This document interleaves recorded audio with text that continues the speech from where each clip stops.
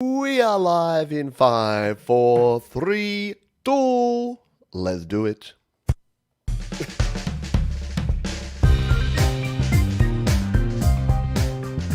Yos, good morning, good afternoon, good evening. Welcome to the Creator Town Hall for yet another week here on Studio Live today. Happy Sunday afternoon, Sunday evening, or as we call it here in Australia, Monday morning.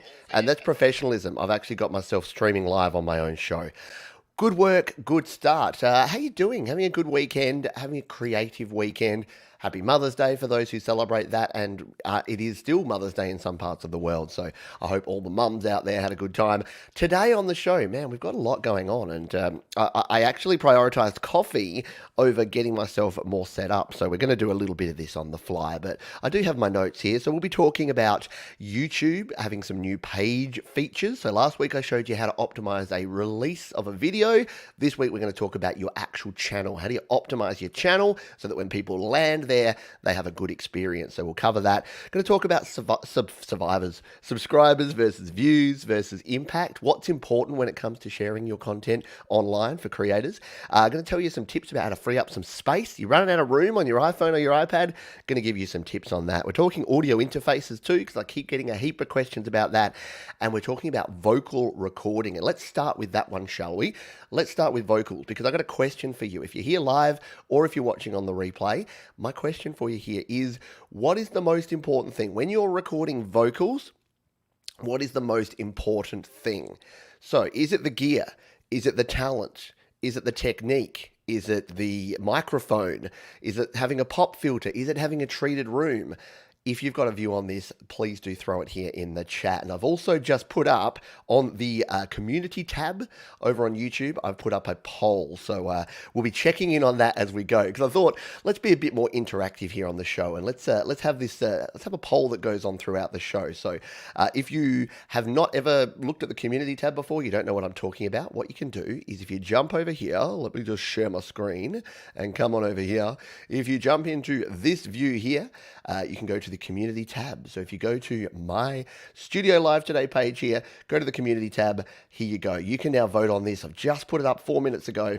So at the moment, talent is winning, but there's only been 2 votes. So what do you think is the most important thing for good quality vocals? Microphone, technique, talent, recording skills, or other? So jump in there on your phone or on your desktop and let me know what you think. Let's start with that. We'll start with that as our feature topic. But before we do that, say good day to the folks who are here live. We've got Chirag, hello to you. Christopher, Rozzy, hello to you. Jade Star's here. We've got Mark. We've got Joe. And when Joe's around, Barry's not too far away as well. Hello to Katel. They're in Norway by the looks of that flag. Hope you're doing well. And I'm sorry for butchering your name. Desolate Morning was here early and raring to go as well. And if you're here and you haven't said g'day, say hello. Drop a hello in the chat here. Let me know where you're tuning in from. Do like Bubba does here and say howdy, folks. And I hope you're all doing well. All right, here. Let's Patrick Chandler in the house too. Let's jump into this and talk vocal recording, shall we? Because it's probably the question I get asked about more than anything. Is how do I get, like you've seen the questions, if you've been on any forum before, it's like, what's the best microphone for recording rap vocals for under $100? How do I get rid of the noise in my recordings? How do I get rid of the popping P sounds in my recordings? Because the voice is the most dynamic instrument, it is also one of the most challenging instruments to actually record. So I thought I'd go through a few things and a few tips that I have here that you need to know about when you're recording vocals. And once again, because we're interactive here, if you do have your own advice and you've got your own tips and tricks and things you want to include, then feel free to throw them in the chat as we go. And we are brought to you. This show is actually sponsored by me. That's right. I sponsor my own show. It's sponsored by the Studio Live Today Gear Guide. Because we're talking gear today, you can jump over to studiolivetoday.com/gear. We've got links into Amazon, Sweetwater, eBay, Thomann. Wherever you buy your gear, if you use the links here in the Gear Guide, they will break off a small chunk, and that just helps us keep the lights on around here at Studio Live Today. So I do appreciate for everyone who's made a purchase and has supported the channel. But here's my current setup. setup, and because we're talking microphones, let's jump on down here because I've used a lot of microphones over the time. I actually started out on this one, and I still recommend this one to this day. In fact, someone asked a question on one of the user groups during the week. Oh, it's on sale right now, $79.99. If you've got less than $100 to spend and you want a good quality condenser microphone that you just plug in and will just work, this is it. The Samson CO1. It's a large diaphragm studio condenser microphone. It just works. It sounds better than it has any right to. It's built like a tank. I bought one secondhand 5-6 years ago. Yes, it smells like cigarettes. We've talked about this before, but it is just a no-miss situation. If you've got $80 burning a hole in your pocket, and you need good quality recordings, grab yourself a Samson CO1. And look, there's even the CO1U. If you want to use a USB microphone, you don't want to go to the hassle of connecting up, you can use the USB version. And look, it's only $10 more. So it has its own built-in audio interface, got a headphone jack in there for monitoring, and it is a simple way to get yourself up and running. If you got nothing else and you want to get a microphone, that's what I go for. Since then, I've got some other recommendations. I then shifted to this, the MXL 550. These are still good microphones, except they're not available. But if you can find that one, it's a good combination pack because you get a large and a small diaphragm microphone in the one pack. I'll probably be selling mine soon. So if anyone really wants that one because it's red and it looks cool, you can hit me up. The ones that I recommend these days is this one, the Audio-Technica AT2020. This, again, it's only $20 more, but you're probably getting 30-40% more quality than the Samson these days. And that's absolutely subjective, 100%, but I use this for a lot of my vocal recordings now, and it punches above its weight. It really should be in the $200 microphone category, because for $100, it actually does really well. And look, you get $20 in bonus bucks here at Sweetwater. That's a good deal. If only I could buy from Sweetwater, I'd be happy about that, but I can't because they do not ship to Australia. And for a dynamic microphone, now, I've talked about this before, but I'll do a quick version here. The difference between dynamic and condenser, I'm talking into a condenser microphone. Condenser mics pick up a lot of sound. They're very highly detailed. So they're good for if you're doing like acoustic guitars or if you're doing soft vocals. If you're screaming metal vocals or you're miking up an amp and you need something that's not going to have as much detail and that's better for loud sounds, you want a dynamic mic. Now, the classic is, of course, the Shure SM57. This sucker here, it looks like that. It is a very cool microphone, and even though it is designed for instruments, you can still sing into that thing. It's a capsule. If you want the more singing version, the SM58 is almost exactly the same. We'll jump over to here. It's almost exactly the same. The main difference is that it has this ball on the end, which acts as more of a pop filter. So it does a little bit better with the plosives, with those popping P's, which we'll talk about in a moment. So that's an option I personally use. If you've seen me do any live shows, I use and recommend this one, the AKG D5. Cost the same, but for some reason I just find this a better fit for my voice.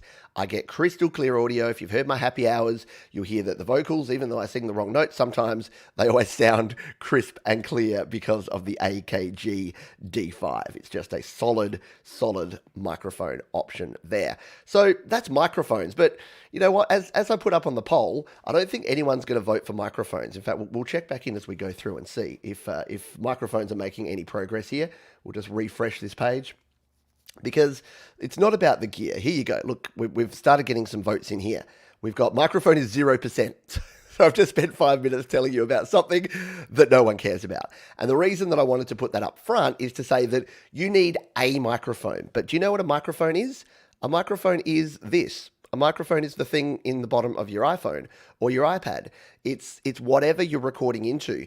But it's less about the microphone. Like, people go out and they buy, I talked about this 2 weeks ago, they go out and they buy a $400 SM7B, a Shure SM7B, and then they buy themselves a $100 Cloud Lifter. They've got $500 worth of microphone, but they have no microphone technique, they haven't practiced their songs, and they haven't done any warm-ups to sing well. So they get this sound that you're like, you know what, you'd be just as good singing into your iPhone. you get the same quality sound. You're just basically doing that. Let's jump over here and see if we've got any comments from folks. Who have I missed? Who have I had not said good day to? I've said good day to all of you folks. We'll see if anyone has anything.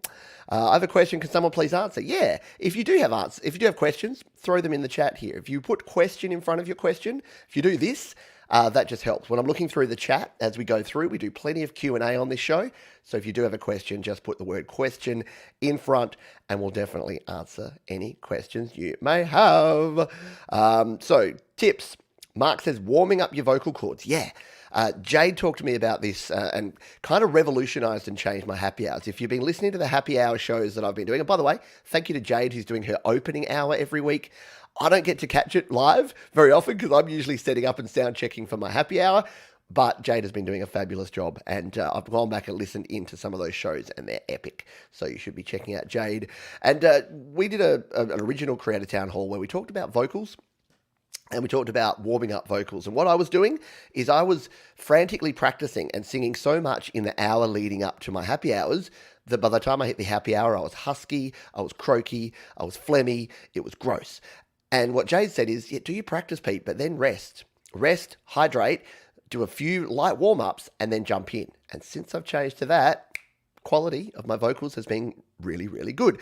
And I actually took that tip and use it now when I'm recording vocals. So instead of what I used to do in the past is I'd do a whole bunch of practice. I'd be like, I'd practice the part that I was about to record like 10 times. Then I'd hit record. And guess what? That take 11 was my worst take of all. So these days, if I'm recording vocals, I'll practice the vocals. I'll go away. I'll play a video game. I'll drink some water. I'll go for a walk. I'll then come back fresh, do a quick warm up, and then boom, straight into it. Vocal recordings, much, much better. So I agree with you, Mark. That is a good one.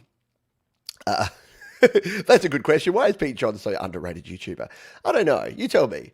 No, hey, I'm super humbled by the fact that anyone rocks up to listen to an old man ranting and yelling at clouds. So I appreciate it. Mark says he just upgraded my CO1 to an AT 2020. Yeah, Mark, you're kind of on the journey. You're like me 2 years ago. Basically, Mark's sort of following me along. He's got the iPad. He had the CO1. Now he's got the 2020. Got the M1 Mac now, Mark. So yeah, look, and I don't suggest that everyone needs to do exactly what I do. I'm definitely not someone to say, do what I say and follow me exactly. But I'm out here testing things out for you. So the reason that I started this channel was that I'm like, hey, I need to learn all this stuff. I bet other people need to learn it too. And they can learn and tap into my experience. So yeah. Let's see. Tom has the MXL 990 with the bullet condenser mic as well. The MXL 990. Now, I think that's an Amazon because I don't think Sweetwater sell that, but the MXL 990 is a very nice looking microphone. I think we've looked at it before. Yeah, this one here. If you're looking for an alternative, yeah, around about that same price there, $75, and very cool looking mic, very retro looking microphone, that one. Looks like it comes in some different colors there too. Yeah. But no, you really can't go wrong with anything Audio Technica or anything MXL. Am I a full-time YouTuber? Yes, I am. But I'm what I call myself is a full-time music educator because not everything I do is just YouTube or just videos. But thankfully, despite my lack of qualifications, I've been able to carve out a little niche in the mobile recording community. And that is a good thing. So thank you very much for everyone's support. How about the Sennheiser E935? Yeah, and I think last time we talked about this, someone said that they use the E935, and it's a good microphone. Absolutely. I think it's more expensive, isn't it? It's about a $200 mic, I believe. Yep, here it is here. The Sennheiser Pro Audio E935 Cardio Dynamic Handheld. So yeah, I haven't heard anyone say that it's that much better than anything like the SM58 or the AKG D5, so maybe you wouldn't want to spend twice as much money. Joe Glenn says we've built up most of the gear we need for a couple of folkies, all recommended by Pete. Yeah, Joe and Barry are also kind of following along. They've got the iPad with the Steinberg UR22C, the same interface that I use on the daily basis, which is very, very cool. Desolate has the 2-pack, the 990 and the 991, absolutely. And yes, no, you're welcome, Jade. No, thank you. because it's very cool. It's very cool, and it was your encouragement and your advice that made me do a lot of things, including start this show, including continue do the happy hour, including rolling the dice with your music live. So no, I appreciate you, and I appreciate the whole community here because you do a lot of good things, and you help me out. Always warm up for sure. I don't care who hears me. That's a really good point. And while we're on the topic of vocals, we'll touch on it in a moment. But yeah, sing like no one's listening is so important because every time I hear someone sing, I can tell not only the quality of their vocals or how good a vocalist they are, but I can tell their level of nervousness. And the reason I can tell that is that I can tell when people are singing inside themselves because they'll slightly miss notes. And what I always say is, if you are singing and you listen back and you're like, why am I so flat? I'm just slightly missing all these notes. It's probably because you're not singing at 100%. You're probably holding back 10, 20, 30%. And like when you're on video or like when you're sharing things, it's really important to be at 100%. A lot of people say you got to 10x your energy when you're online. It's like when you're in the musical theater or when you're performing, you got to 10x your energy. Now, I don't really think 10x is appropriate because then you come off sounding and looking a bit crazy sometimes, just in my humble opinion. But I go with 2x. So if you talk to me, if you were here in my house and we were sitting down, we're having a coffee together, I'm the same as I am now, but I'm probably about half as energized. And because you kind of have to be, because if I talk like this, if we're having a two-way conversation, I was just talking at you like this the whole time, it would be a little bit weird and freaky. But I'm not really much different. But yeah, I think some people go a bit too far. But I say all that to say, make sure that you're at least that 100%. Don't be within yourself because it can be heard. And you can really hear when people are scared to go after a note. And as I always say, if you're going to miss a note, if you're going to be out of tune, miss it spectacularly. Don't just miss a bunch of notes, completely miss all the notes, because then you'll work out where you need to get to and how you're going to get there. And because we're in a digital space, hey, guess what? Undo, repeat, do it again. I got some great comments coming in here. So yes, Jade's shows are always quality. Exactly. Some breathing exercises. Yeah, so Jade's covered a lot of that. Go over to Jade's channel. She's actually done quite a few vocal videos that can help out if you're looking for that. Question, how about the Sennheiser E935? Yeah, absolutely can be used. And I know people that use the E935. It's definitely a good microphone. There you go. Jeff has the Sennheiser E935. So obviously a good mic. And you know what, Greg? If you have a $5 karaoke microphone, that's totally cool. I've legitimately used, in fact, I want to do a video. I've got these SingStar USB microphones, and I reckon that they could be a low-key, cool option for someone that wants to record a podcast or wants to record some decent quality audio, because it's a USB interface with two USB microphones. Like, yeah, there's nothing else out there like it. And it hooks up, it's wireless, via USB. It seems to be class compliant. So yeah, hands up if you'd like to see Pete try and use SingStar microphones to record some audio. I just think it could be cool. Hey, it's Gaza Tops. It's Gary Hubbs. Love your ZZ Top cover, Gary. Excellent. Darren Bright. Excuse me, I need a cough. Apologies. Darren Bright. What is the verdict on the new PreSonus Studio monitors? They're still plugged in. That probably tells you everything you need to know. I'm still using them. I love them. I love them so much. I'm thinking my dad needs some new computer speakers. I'm thinking of buying him a pair just for his computer, because for $99, like, you can buy the creative, 2.1 channel speakers, but they're about $80 themselves. Like, these things are ridiculously good. Yeah, they're going to be pretty flat, but you can also tune them. So because they've got the bass and the treble control, you can actually tune them in. So I don't know. I reckon that'd actually be cool for just regular desktop speakers, even if you're not, because Dad loves his music, and I think that'd actually be cool for that. So there you go. Dad, try to be surprised when for your birthday this year you get a pair of speakers. But if you're not sure what we're talking about here, these are the PreSonus Iris 3.5 speakers, and they are these ones here. Come on over. These ones here. That's the 4.5s. Where are the 3.5s? Here they are. Oh, they're even sponsored. So $99.95. And look at these things. Yep, near-field studio monitor pairs. I know Mark's got a pair of these. I know a bunch of other people have got a pair of them. You got the inputs on there. You got volume. You got power. On the back, you've got balanced outputs and unbalanced outputs. And you've got the ability to adjust acoustic tuning of your highs and your lows. So they're a simple speaker, but they just work. And I love them. Like I have my KRK Rockets are sitting over there. They're being added to the dusty pile of stuff I need to sell because the PreSonus Studio monitors are just so darn good. So there you go. Hello, Kim. Welcome to the party. Hope you're doing well. But yeah, back to Greg's point here. Use what you have to create. Like karaoke microphone, plug it in, see how you go. You can get some good recordings because of the other things that we're going to talk about in just a moment here. Alrighty. If you're just joining us, please do jump in and say g'day, like Firebrand Vocals. Hello to you. I think I saw Ed jump on in here as well. So yes, I hope you're all doing well. So other things about recording vocals. So noise. Now, I'm not in the least noisy environment, but there's a couple of things that you probably notice about what I'm doing here. That is that I'm speaking into the corner. So yes, I'm getting some reflections in here. I've got some reflective surfaces, but I'm speaking into a corner. You also want to try and get yourself some sort of absorbent surfaces. So I've got carpet on the floor of this room. There's curtains there. There's a couch there. The blue couch is there because I love my blue couch, but it's also absorbing a lot of the reflected sound that's coming back in here. So reducing the noise in any way you can is a good thing. Try to turn off computers that have fans. This is why I love recording on mobile so much. Because back in the desktop days, I'd have my old clunking desktop fan and I'd have to position my microphone to not pick up that noise. Go into a cupboard. Walk-in robe. If you've got a walk-in robe, you've got your built-in vocal booth right there in your house because you're surrounded by like thick old coats and stuff, and you can just go in there with your iPhone and iPad and your microphone and set up your studio and record your vocals. You got double positive there. You got really low background noise, and you've got the security of no one being able to be in there with you because they won't fit.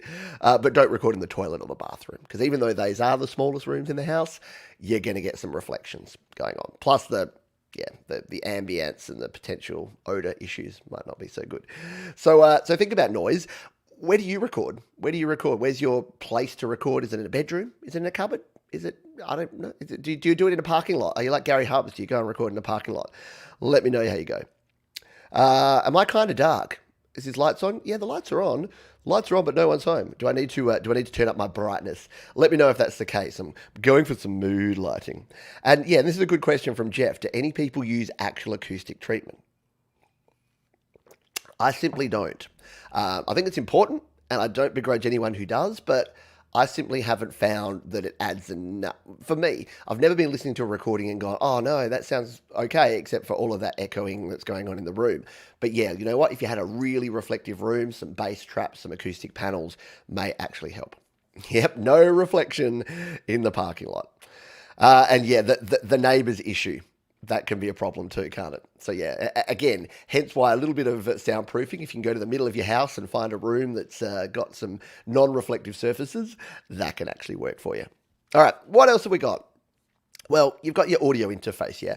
Now, we talked about this really briefly before, and I won't talk much about this because gear is not the answer. I know we've said that before, gear is not the answer, but it's important to at least know a little bit about it. So when you're talking audio interface, if you're using a condenser mic like the AT2020 we talked about before or something like the Samson CO1, you need an audio interface with phantom power. Now, the good news is here in 2021, almost every audio interface does have phantom power. So the one that I recommend, not surprisingly, you've heard me talk about it before, I rant about it a lot, is the Steinberg UR22C. Why? Because it's got two very high quality preamps in the front. The Yamaha D pre's on that one. It's got balanced output. It's got good quality converters. You're going to get yourself good quality sound. You plug anything in here from an SM57 or 58 to an AT2020 to even an SM7B. If you have a cloud lifter, something to lift up the gain, then you're going to get good quality sound from your audio interface. Now, there's no shortage of audio interfaces out there.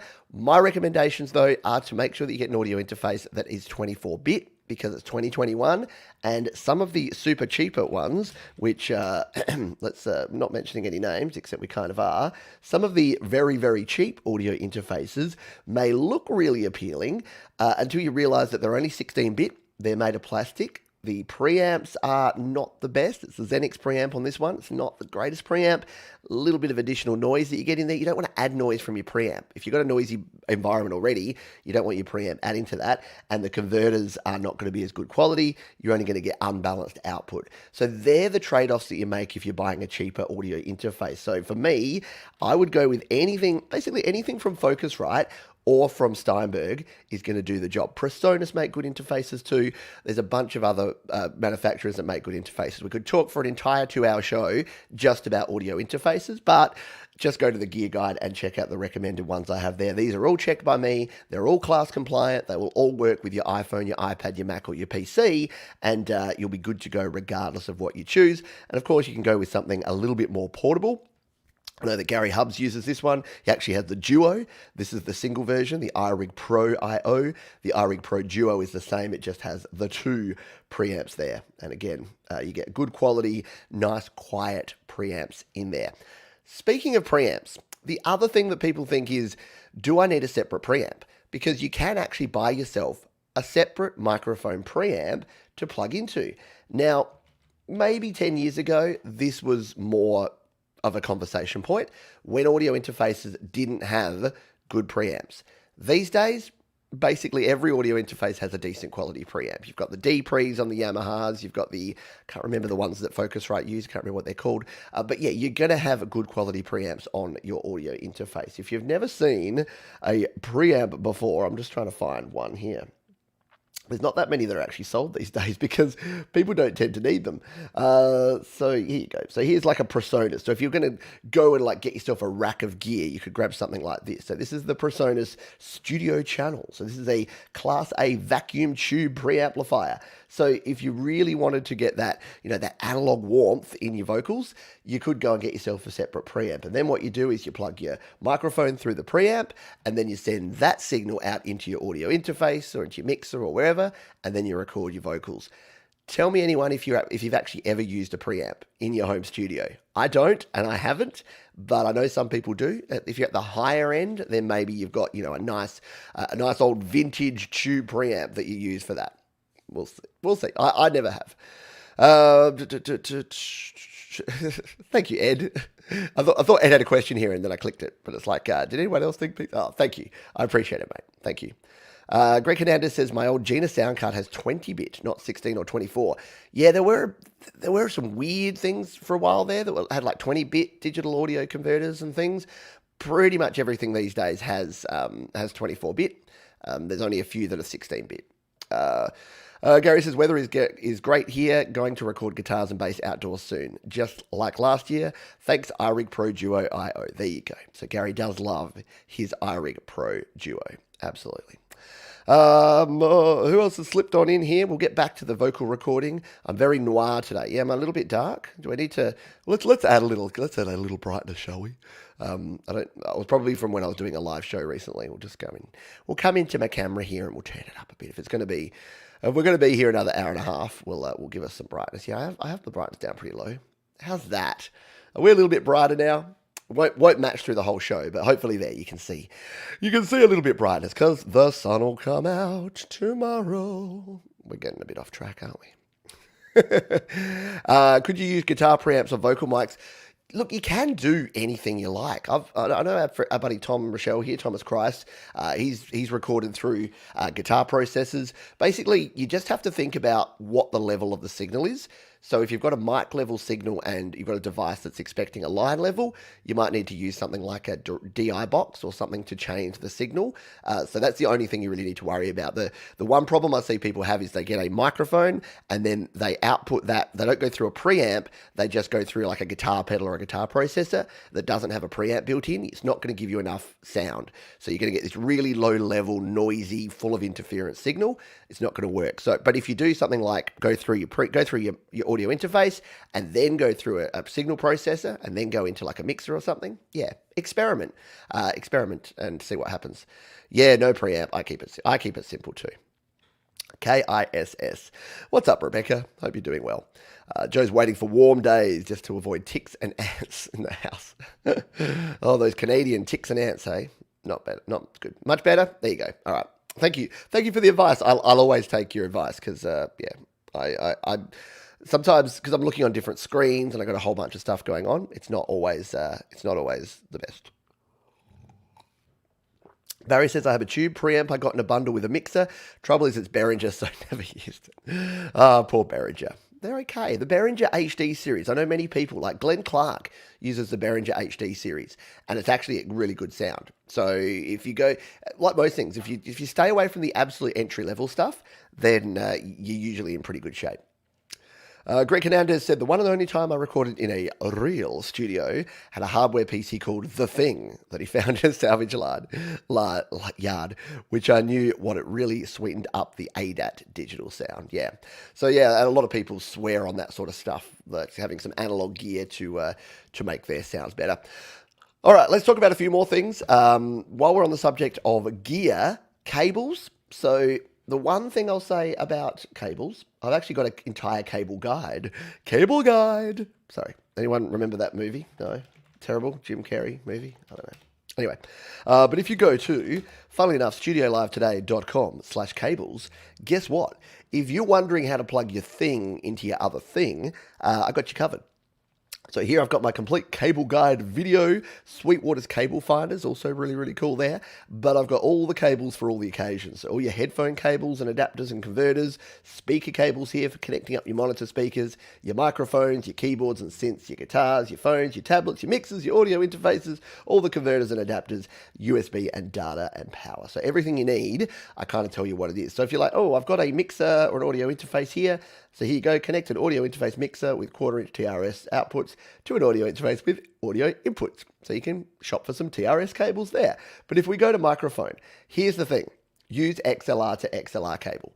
That's the one tip, the only thing I need to tell you about XLR cables. Now, yet not all XLR cables are created equal. I tend to use these ones, the Hosa brand. They're middle of the road. They're pretty low noise, but I'm sure that there's some, big studio owners that will just say, oh no, you can never use those. Those are terrible. I think they work fine. But again, if you want to spend more, if you want to pay $20, $30, $40, $50 for a cable, they are an analog cable. They're not going to improve the quality of the sound, but you're just talking interference here. So some really cheap cables, you rattle the cable around and it starts making that rattly sound, or your connectors won't fit snugly and tightly. They're the problems you have.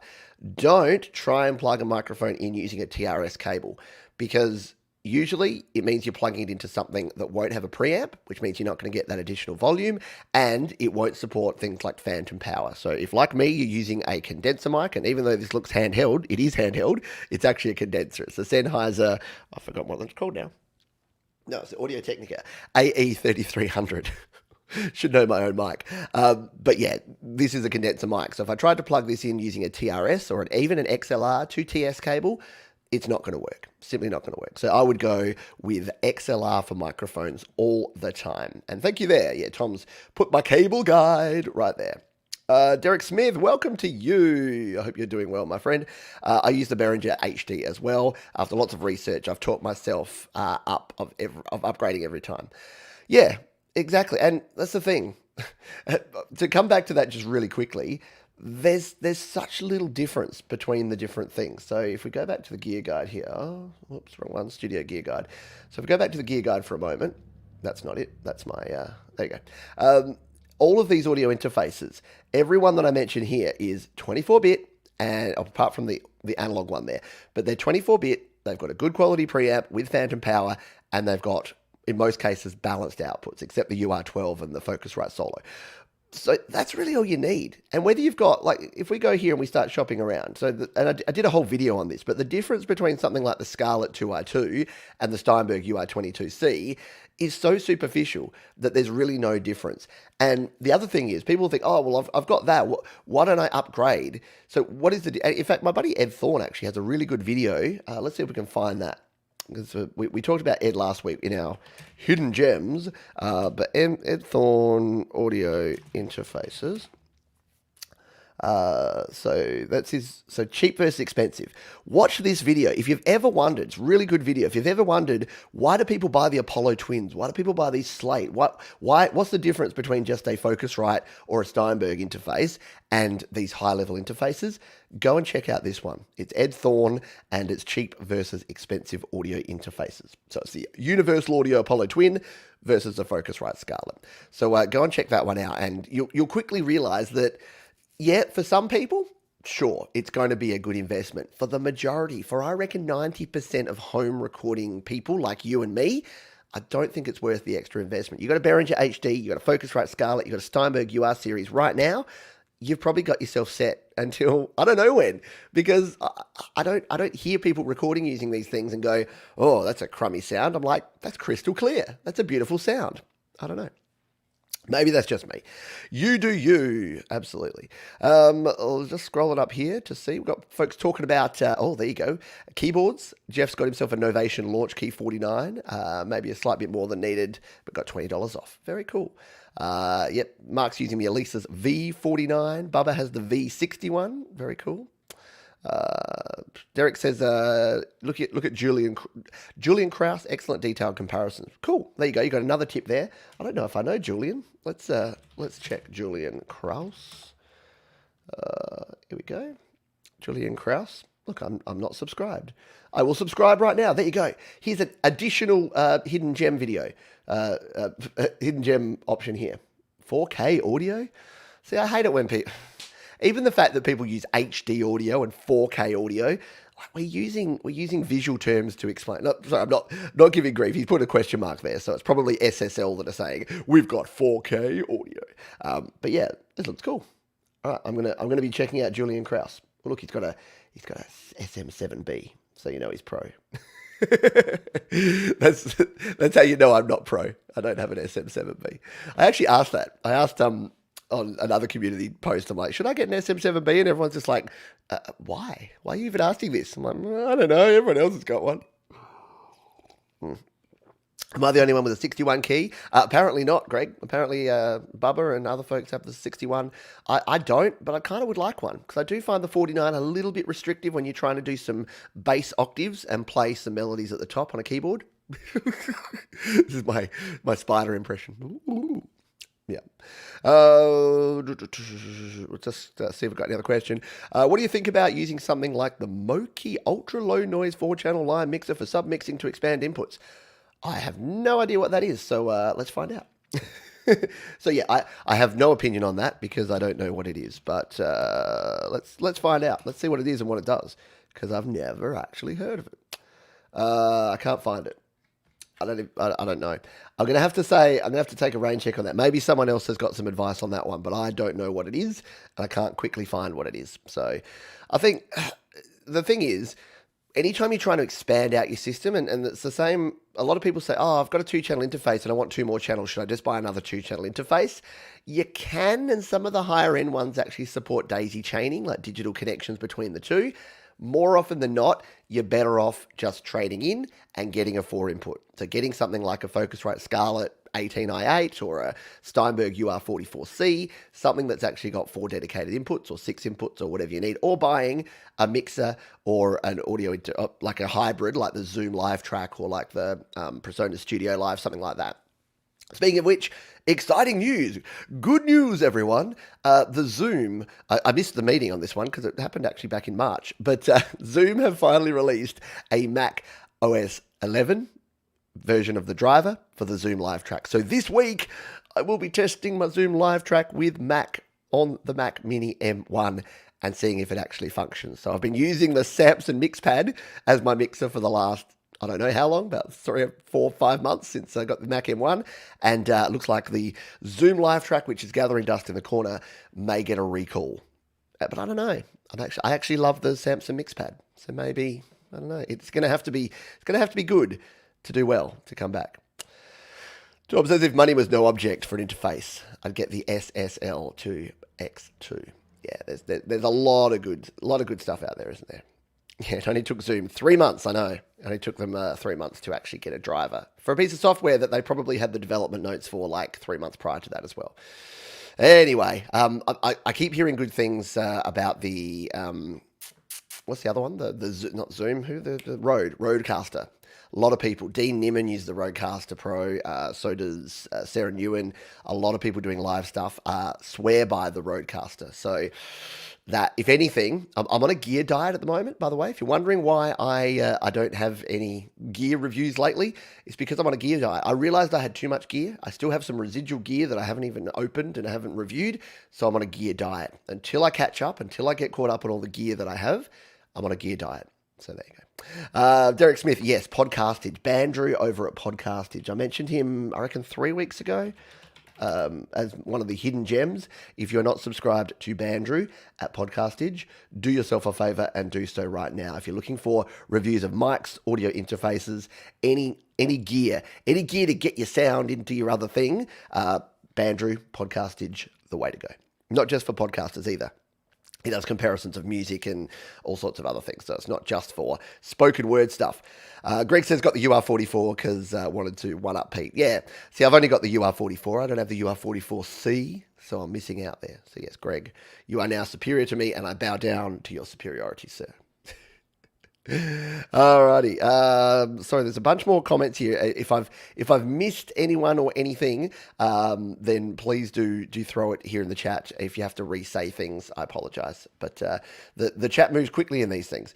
G'day, Ned Kirby. Hope you're doing well. Kai Till says, "What's your dream setup?" This is a really interesting question. And I'll pause. I was going to say I'll come back to it, but I'll answer it now. I don't have one, and that sounds a bit weird. It's a bit like my house. I don't really have envy. Like, if I won $1 million tomorrow, I don't know that I would change a lot about what I do. And that's probably because I'm pretty lucky and pretty privileged to begin with. So I have a cool mobile studio set up here. I have all the gear that I need to get what I need to get done. And it's kind of the same with my house. I have a house, like, would I want an extra room and a bit more yard? Yeah, but you know what comes with extra rooms and extra yard? More work. And you know what comes with gear that is higher end? More work. You need to maintain it. You need to know how to use it. If I had like a giant, like a lot of people say, oh, I'd love my own studio. I'd like to be like Warren Hewitt and own like a big SSL console and all this outboard gear. I could think of nothing worse personally. I don't like having to plug in an additional bit of hardware to record. I love recording in the box so much. I just want everything to be right there on my thing. And even when I had to unplug my audio interface to take it out to do a live show yesterday, and I'm like, oh God, I'm going to come back and plug my Steinberg back into my iPad. I don't like it. So for me, it's probably the wrong question because I'm not the sort of person that goes, oh, my dream setup would be so different. Like, I'm kind of living the dream, just quietly. I actually really like simplicity. And the more I try stuff, even my Zoom live track, I'm actually dreading having to plug that back in because that thing does a lot of stuff, but I'm going to have to reteach myself how it all works. That's why the Rodecaster looks so attractive because it's plug, turn up dials, go. And it's as simple as that. So I think I'm going to, in my old age, instead of having a midlife crisis, I'm going to be one of those, what are they called? Like the simplistic guys? The people that do the, I can't think of the word. Someone's going to put the word here in the chat. But, you know, where you get rid of possessions and you simplify down and you only have things. I don't know. Anyway, good question though. What do you think? Now that I've just said, no, I don't want anything. Yeah, let me know what you think. Yes, and he does also sing silly songs for his dad. He does great little songs that he sings there. Yeah, and he's really objective and he's got a real side. Exactly. He does things like test the different axis of the microphone. So he'll talk behind it, in front of it. He'll actually dial it in. He'll do it at like quarter, half, 3/4 full. So you can get a real feel for the noise floor. Just amazing. I need to talk. I don't know Bandrew personally, but it would be super cool to have him like on this show. How cool would it be to have him here, like talking to you and me about microphones and audio interfaces? Ned Kirby, I have another question for you that you tackled on another episode on an iPad. Can launch all the tracks together and bounce them. Is that called correct bouncing tracks on iPad? I'm not 100% sure what you're asking, so minimalistic. There you go. Minimalist. You got that. Yeah, minimalistic is what I was talking about. The tackled. So iPad, can you launch all the tracks together and bounce them? So on the iPad, let's jump here onto the iPad because I haven't. We've been 45 minutes into a show and Pete hasn't even. I don't even have my iPad mirrored here. Let's mirror it up because we got Reflector running. If anything's going to break this stream, it's probably going to be mirroring my iPad because that tends to be how we roll these days. But we'll mirror the iPad up here. If you're talking about bouncing down in terms of exporting your tracks as individual stems, then GarageBand, yeah, struggles. So the only way, I'm using AirPlay. We'll just unplug and replug here, just so that we can get the sound coming through the mixer.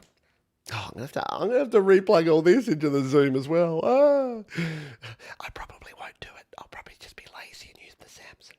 All right, so we're set up here. We'll turn this one up. So if we had this, and this is only 4 tracks, you'd know that we can export this. We'll just play it to make sure it's working. Rock and roll. So yeah, if we wanted to export this, we can come out here, we can tap and hold on this, and we can go to the share button. The only way though is to share either the project file. So if you've got the individual tracks, you can share the project file, and then someone else with GarageBand iOS or GarageBand Mac or Logic on Mac can actually open that project, and then they'll have all the individual tracks there. Or if you export the song, it's only going to export, it's going to mix them all down to one stereo WAV file. Now, the only way in GarageBand, actually there's 2 ways, I show it on a video. The easiest way in GarageBand to do this is to, it's gone already. That was really quick. There's something, I've updated my version of Mac Big Sur, and I hope that it would get rid of this problem. But yeah, the reflector just keeps unreflecting randomly, just like that. All right, yes, okay. So, yeah, what was I saying? Yeah, so the one way to do it is to solo each track and then close out of it, export it as that track, come back into it, do this again, go to the next track, solo it, export it, and then do that again. So, yeah, you have to do that for each individual track. It's a pain in the butt, but it can be done. The other way you can do is to actually transfer the actual project, and if all of these files are merged down as audio files, you can actually access the direct AIF files of each individual track and then copy them across to another folder. So if you search my name, search Pete Johns and Stems, STEMS, that's going to be the best way to find how to do that, because I have a whole video about how to stem out of GarageBand. It's unfortunately not the easiest thing to do in the world. Alrighty.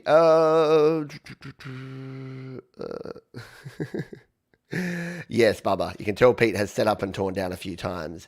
The unglamorous part of rock and roll. Yeah, anyone that thinks that they want to be a touring musician, or that they want to play gigs, or they want to play live, or they want to set up and do like remote things, yeah, as someone who's done it, and look, I've done it for sports announcing a lot more than I have for actual live gear, so I can only imagine if it was a drum kit and a guitar cab and all the other gear that you needed the band. I've only done that a few times because I haven't gigged with a band in a very long time, but just as one person having to set up a mixer and a microphone and an iPad and get it all working and test it and yeah, and then tear it all down again like 2 hours later, yeah, it's not fun.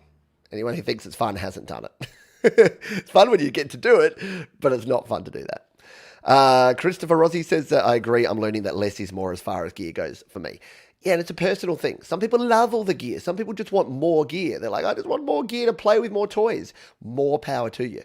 But just don't go into it thinking that you're going to get better quality sound just by having more gear.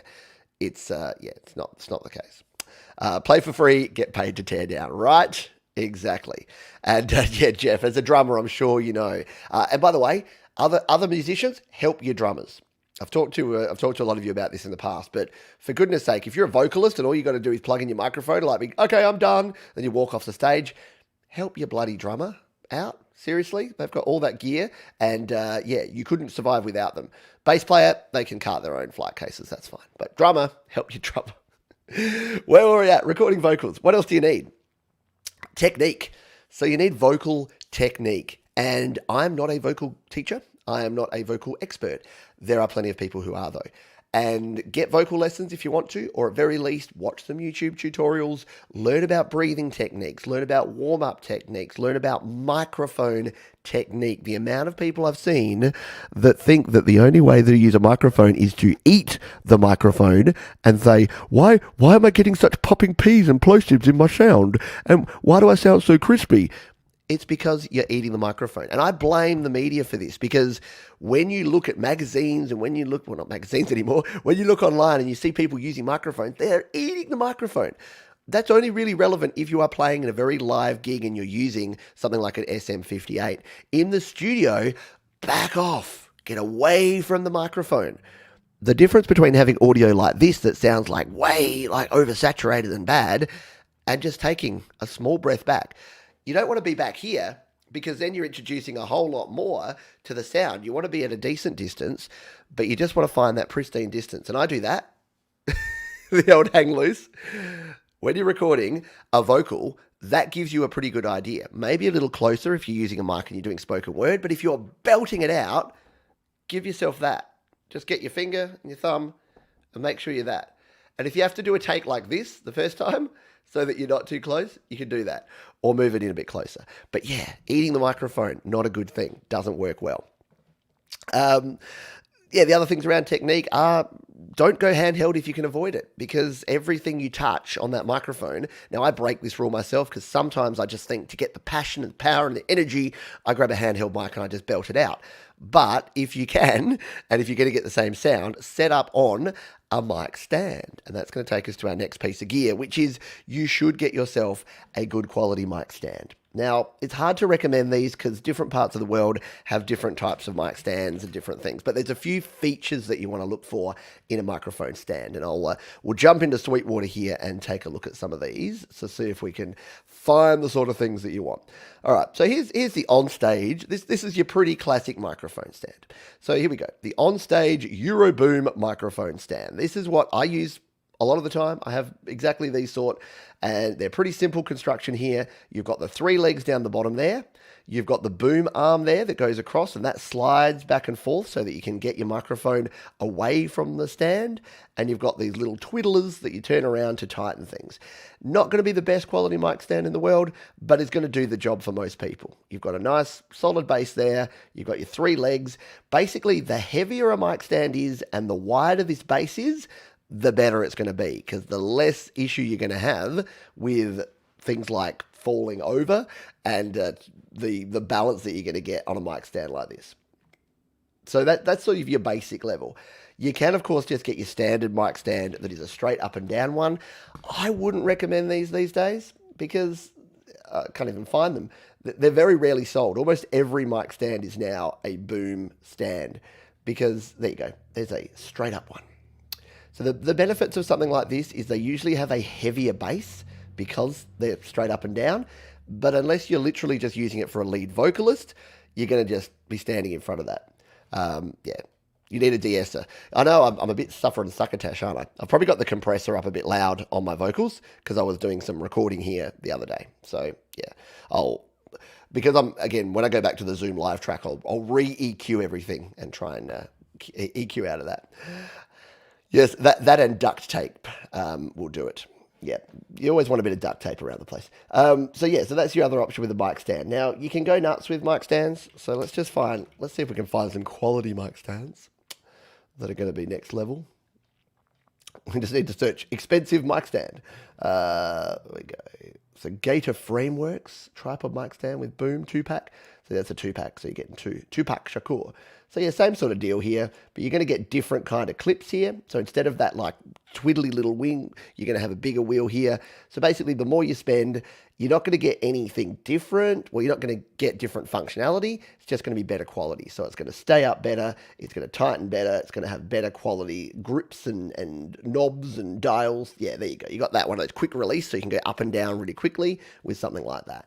So do invest in a mic stand because it is going to make a big difference. And the first mic stand I had, by the way, was a broom. So you can makeshift stuff. So I literally had a broom that I put in a bucket and put some sand in the bucket and the broom in the bucket and then tilted it through a chair and then put my gaffer taped my microphone, like an SM58 clone, probably like a $20 Dick Smith microphone to that. And that's what I first used to record. Get it done. Get it done what you need to do. Yeah, exactly. Jeff Rice got a good point. Those basic ones are concerned if you're using a condenser and overhead over drums, for example. Exactly. Your standard condenser microphone, I don't have one handy here, do I? No, but your standard condenser microphones, things like the CO1 that we were looking at before and the, where is it? Like even the AT2020. So even this one here, that's a pretty hefty microphone. It's an all metal construction. And if you've got that dangling over something, especially a drum, you don't want that falling on your drum and you don't want it falling down in the middle of a performance. Some things you can do to get around that, and I use and other people use sandbags to put around your legs. If you've got something heavy you want to make sure stays up, or I actually use dumbbells. I joke around that the dumbbells that I have in my setup here are used less for lifting and more for holding things down. So perhaps I need to do more lifting. So I do that. Yeah, Pete MacGyver, absolutely. Greg's got a question here. Look, I know we're jumping around here. We're going vocals and then question, then vocals, then question. I'm doing that because I don't get back to them otherwise. And this show is free form. This show is all about just hanging out and talking about music. So if you've got questions, we'll talk about it. Recommendations for external storage for iPad Pro 2021 with the Thunderbolt port. This is a great question. I haven't done the research yet. I think Jade Star has started doing research on this and started looking around at some Thunderbolt drives. For me, I don't have anything. Well, I do have something Thunderbolt. I have my Mac M1 now, but I haven't had anything with Thunderbolt before that. So I've never really researched Thunderbolt drives or Thunderbolt enclosures. The challenge I think that's going to be here, so if you're not aware of what we're talking about here, the new Macs, sorry, I just need a quick bit of coffee. Ew, cold. The new Macs actually have, instead of USB-C, they've got a Thunderbolt port, which means you can hook them up to Thunderbolt drives for high-speed drives, and you can even hook them up to Thunderbolt hubs and Thunderbolt, what's the other things called? Like port replicator type things. Yeah, you know what I mean. But the problem here is that you're going to have to find yourself a high-quality Thunderbolt hub, first of all. Thunderbolt hub. We'll do a quick Amazon search. So Thunderbolt, because Thunderbolt ports are used on laptops, your Thunderbolt rated hubs and port replicators are usually like $150, $200 for these sort of ones. These ones that are USB-C are more designed for your iPads and your iPhones and things and your mobile devices, but USB-C is not going to give you that same level of speed. So here's one. Here's a Belkin Thunderbolt 3 dock mini with Thunderbolt 3 cable. So let's just see what this will do. Because if you've got a Thunderbolt drive, yeah, there you go. So you've got USB 2, HDMI. See, a lot of these things, they don't have Thunderbolt pass-through. So that's kind of pointless. All you've got is USB 2 and USB 3 going into a Thunderbolt dock. You're losing all that speed. So you're going to first of all need to find something that is going to have Thunderbolt pass-through. Otherwise, and you might be saying, yeah, but Pete, you can just hook it straight up. You can, but then you can't have anything else connected. So you can't have your USB MIDI keyboard. You can't have your USB audio interface, your microphones, anything else, your mouse and keyboard. So you need to use a hub to actually get that. Like I wouldn't trade off the ability to have in my iPad Pro my MIDI keyboard, my audio interface, my mouse and keyboard connected all the time for some fast storage. Like it's just not a trade-off for me. So if you looked at something like this, so here you go, a $200 Thunderbolt docking station. That was what I was trying to think of before. So yeah, here you go. This one has Thunderbolt 3 pass-through. So they're not cheap.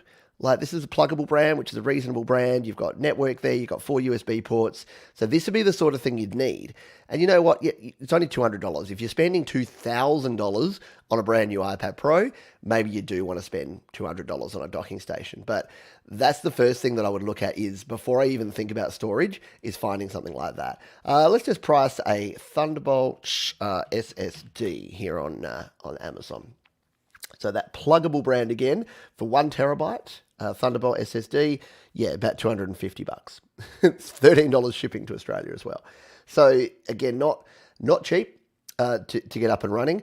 And I think what I'll be doing is sitting back and waiting for other folks to test it. So I know Patrick over at the GarageBand Guide, he's got one on order, and I'm sure plenty of other people. I think this will be one, because this is one of the killer features of those new M1 iPads. There'll be a bunch of people that will be testing these out once they're released. So I will be watching others, and then I'll be commenting on what others say. So I'll do all the legwork for you. As soon as they come out, I'll go and see what other people have got to say. And once they've tested these, we'll go with it. Again, because I'm on a gear diet and I've got the 2020 iPad Pro, I'm not updating straight away. I probably won't update until at least the second half of this year, so after July. But I say that now, and then things change. Things change. What happened to my elbow? Looks like I fell down on your skateboard. Yeah, I fell over walking because I'm an old man. But I'm good. I'm fine now. Duct tape is musician's glue. It sure is. There you go. And Jade is doing some shows on iOS SSD drives soon. Yeah, because the problem with iOS and drives is that, and Jay was talking about this last week, we were chatting. If you use a spinning drive, iOS is not designed from the ground up to support drives. So there's no way to like eject them or safely remove them or anything like that. So if you restart or unplug your hub from your iPad or your iPhone, it's going to just turn everything off. And if you've ever had a spinning drive that's like spinning and then just and it just spins down, it only does that a certain number of times before it click, click, click, click, click, click, click. You get the click of death. Yeah, not cool. Yeah, I'll be ready with the popcorn and the credit card. Absolutely. Alrighty. Anything else? Yeah, final thing about vocals, and I didn't really mean to spend an hour on vocals, but it's such an intricate and important topic, is pop filters. Someone talked about pop filters, or actually someone talked about sibilants, so your S sounds, suffer and succotash, and your popping P's, they're called sibilants, is your S sounds, and plosives are those P sounds. And what do you need to avoid those? Well, you need a pop filter, don't you? So again, studiolivetoday.com/gear, there's kind of two main sorts that you can get. If you're looking for more of a professional kind of look, you can get something like this. So I own one of these, as you can see. This is made by MXL Microphones. Doesn't seem to have a price. Maybe it's not available anymore. I love that customer ratings by feature. Sound quality. Well, I guess sound quality is a part of a pop filter. I don't know. But so you can get something like this. These are usually $30 or $40. They're made of metal. There's no real difference between these and something like your cheaper ones. So here's one made by Aoco, $10. And yeah, it just clips onto your mic stand. It's got this gooseneck, and this one's just your double layer, basically like your pantyhose material. And yes, as I've said before, you can indeed make your own pop filter. Wire coat hanger, pair of pantyhose, Bob's your uncle. You're good to go. And then you can just use the other end of the coat hanger to like wrap that around your mic stand. So yeah, with my old dodgy MacGyvered mic stand, I probably should have also got a pair of stockings and a coat hanger and made my own pop filter, but I didn't even know about it then. So there you go. Desolate Morning says, do you need a pop filter and a foam thingy on your vocal mic? I'm a drummer, not a vocalist. You don't need it if you're recording. So the reason that things like the Shure SM57 doesn't have a big ball like the SM58 does. So when we're looking at the SM57, the reason that this one doesn't have its, go back. The reason that this one only has that at the end and it doesn't have the foam inside the big ball is that it's designed to be for an instrument mic. It's technically called, there you go, dynamic instrument microphone. So with this one, if you're miking up an amp cabinet or an acoustic guitar, something that's not going to push plosives out, you won't need it. So, because plosives are just air, yeah? And even though all sound pushes air, something like a guitar amp won't push as much air as your own face. Unless, of course, it does, in which case, can't hurt to have a pop filter. So there's kind of a few stages of pop prevention. So that is not really much, but you can see there's a bit of a mesh grill on the top there. That'll give you a little bit of protection. Something like the D5 here, that actually has foam inside of it, as well as that aluminium cage. So you're doing 2 layers of protection there with this. So you go from 1 layer to 2 layers of protection. You then go ahead and add your, the pop filters. You add a pop filter in front of that, you're getting a 3rd layer of protection. And of course, you can use what I use here, these little fuzzies.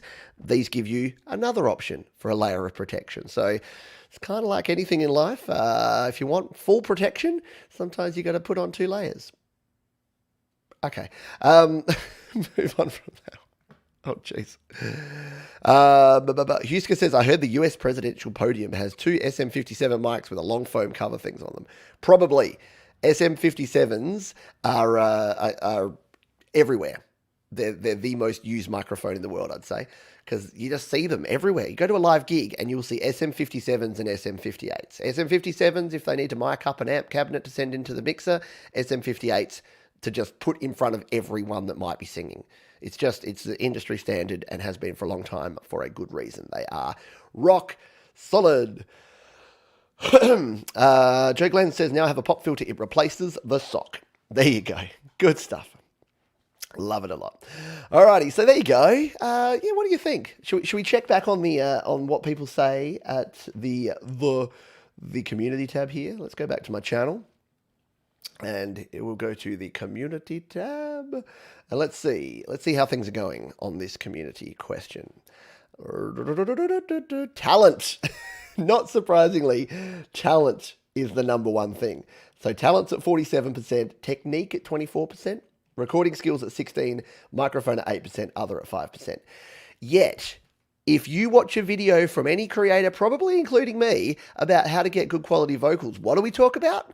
Microphones, audio interfaces, pop filters, mic stands, all this crap. Yet talent and technique make up 70% of what you say is important for recording. So shouldn't we be focusing more on practicing our singing, on practicing our mic technique, on practicing getting the best quality sound, warming up our voice, doing all that stuff? Yes, we should. So the last hour has been a very subtle passive-aggressive lecture for you and me that we need to practice our vocals more. Alrighty. Tom's saying pop filters and windscreens for the handheld mics are pretty inexpensive. No reason not to use them if you're recording vocals. Yeah, absolutely. Especially these things. I think I bought a 3-pack for $5 of little foam things, and they just go over the end of any of your microphones, like this, any handheld style microphones. They'll work well. They'll work a treat. Oh, good job. I'm about to try to record vocals for the first time tonight. Well, remember, don't sing inside yourself. Sing like no one's listening. Give it 100%. Don't worry about missing those notes. You will miss them, but miss them spectacularly. Miss them as much as you possibly can. Alrighty. It is time for our midpoint, and it's midpoint motivation. We're going to have a drink, and then we're going to crack on with that.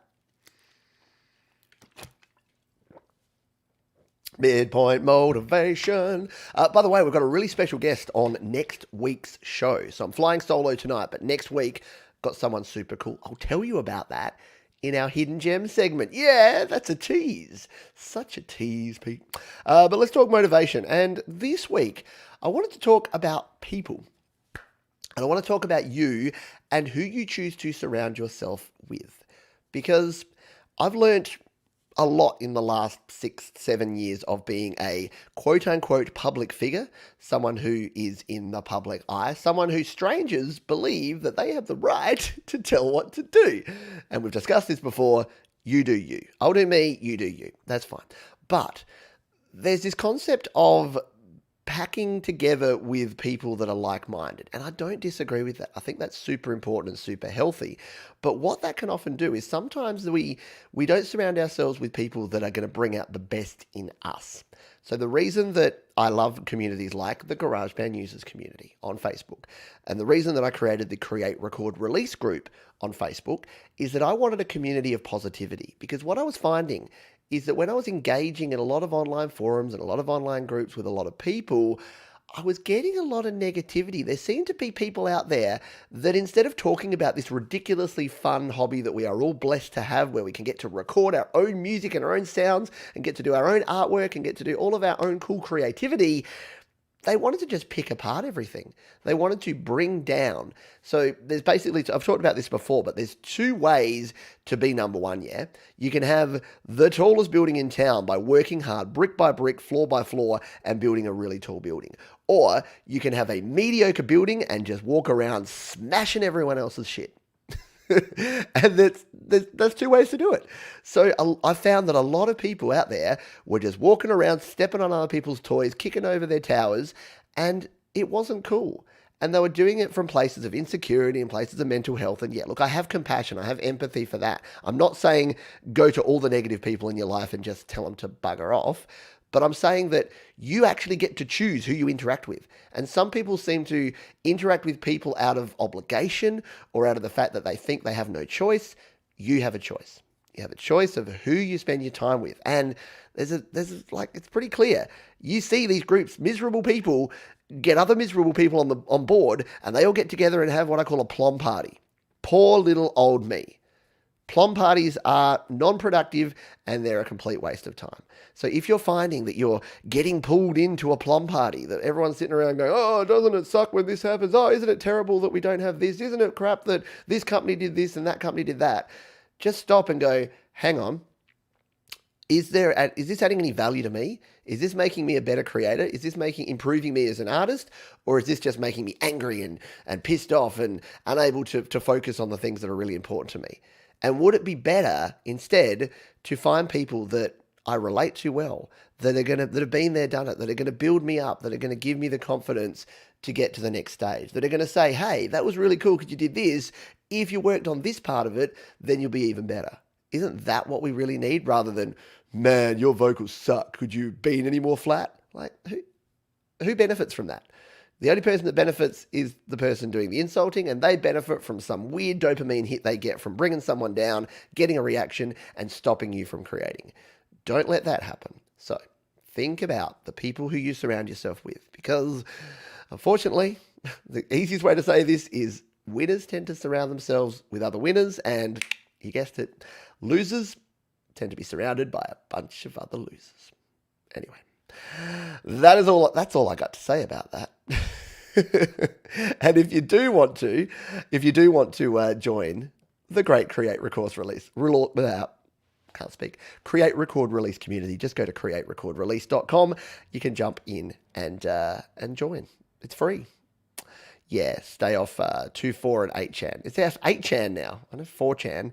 Yeah, Reddit, 4chan. Some of these groups, they get a bit rough. And again, I think some people feel like obliged that they have to be there and they have to be part of the conversation. They have to defend themselves. I got some pretty heinous comments last night that I was going through, and I'm at the point now where I'm just like reading the comments, and it's someone. It was a weird thing. So I did a cover of the Wiggles song "Social Distancing" with my wife, and I got someone who went onto that and they put 6 or 7 ranty comments about how it's all a pandemic and all the BS that, all the fake news that's been spread, and it was just so weird. I'm just like reading each one, just going, this person's put a real lot of effort and detail into this one. Delete, delete, delete. Hide user from channel. Next. Like, and I could have got involved in that going, oh, you don't know what you're talking about. It's like, who am I convincing? Who do I care? Like, why do I care about that? Why do I need to care about that? People that do that want to suck you into their negativity and suck you into their world. I'm not going to have a bar of it. There you go. Alrighty, let's continue on. Because that's it. Dear. Yeah, exactly. And it is a part of life. Yep. And exactly. Get outside, get yourself into nature. Do what I do. Yeah, go for a walk. Yep. Be the captain of your destiny and don't get drawn into the shoals. Yep, exactly right. You don't have to. And Greg says, I bet most people who create with their free time don't need to believe made up BS. Yeah, you don't have time. Who has time for it? I tell you, I want more time to do the cool things that I want to do. Speaking of cool things that I want to do, I want to share with you some hidden gems. Yes, these are the cool YouTube channels, the cool resources, the cool things that I use, that I love, that I think you may love too. And we're going to share some of them here right now. Now, this week, we often have a bunch of YouTube channels, but I actually wanted to share some podcasts with you this week, because there's 3 podcasts in particular that I've been listening to a heap in the last week, and I'm going to show you some of those now. Let's just close off a few of these tabs. So I've got like 20 tabs open. Does anyone else get like tab overload, where at some point you've just got to go to your Chrome and you've just got to close all the tabs? Yeah, me. So let's come over here. We'll open one more. We'll leave that poll up there. So I want to show you this one. My buddy, John Keel or Kell, I never remember the correct pronunciation, has a great podcast called the Song Surfing Podcast. And many of you will know. In fact, if you look at that one, look at that. Song Surfing with Friends, Derek Smith. So yes, Derek's right here in the chat right now. And he's one of the guests on the Song Surfing Podcast. And the Song Surfing Podcast, if you know John, you know the Song Spark Facebook group. And you know the Song Spark Collective, which is a group where every month they put a song spark, an idea for a song, a concept for a song, and everyone creates a song around that concept. I used to do it every month religiously. I've kind of fallen off the wagon. I've done one in the last 12 months. So I need to get back to the Song Spark group and do some more.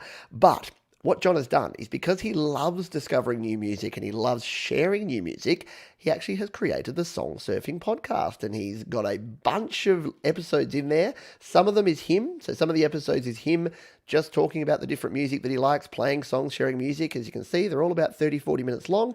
And some he actually has a special guest. And his special guests already have included Derek Smith, who I talked about before, who is a member of our community here, and Glenn Clark. Yes, the one and only Thunder from down further under in New Zealand, Glenn Clark, was a guest on the show as well. So do check out John.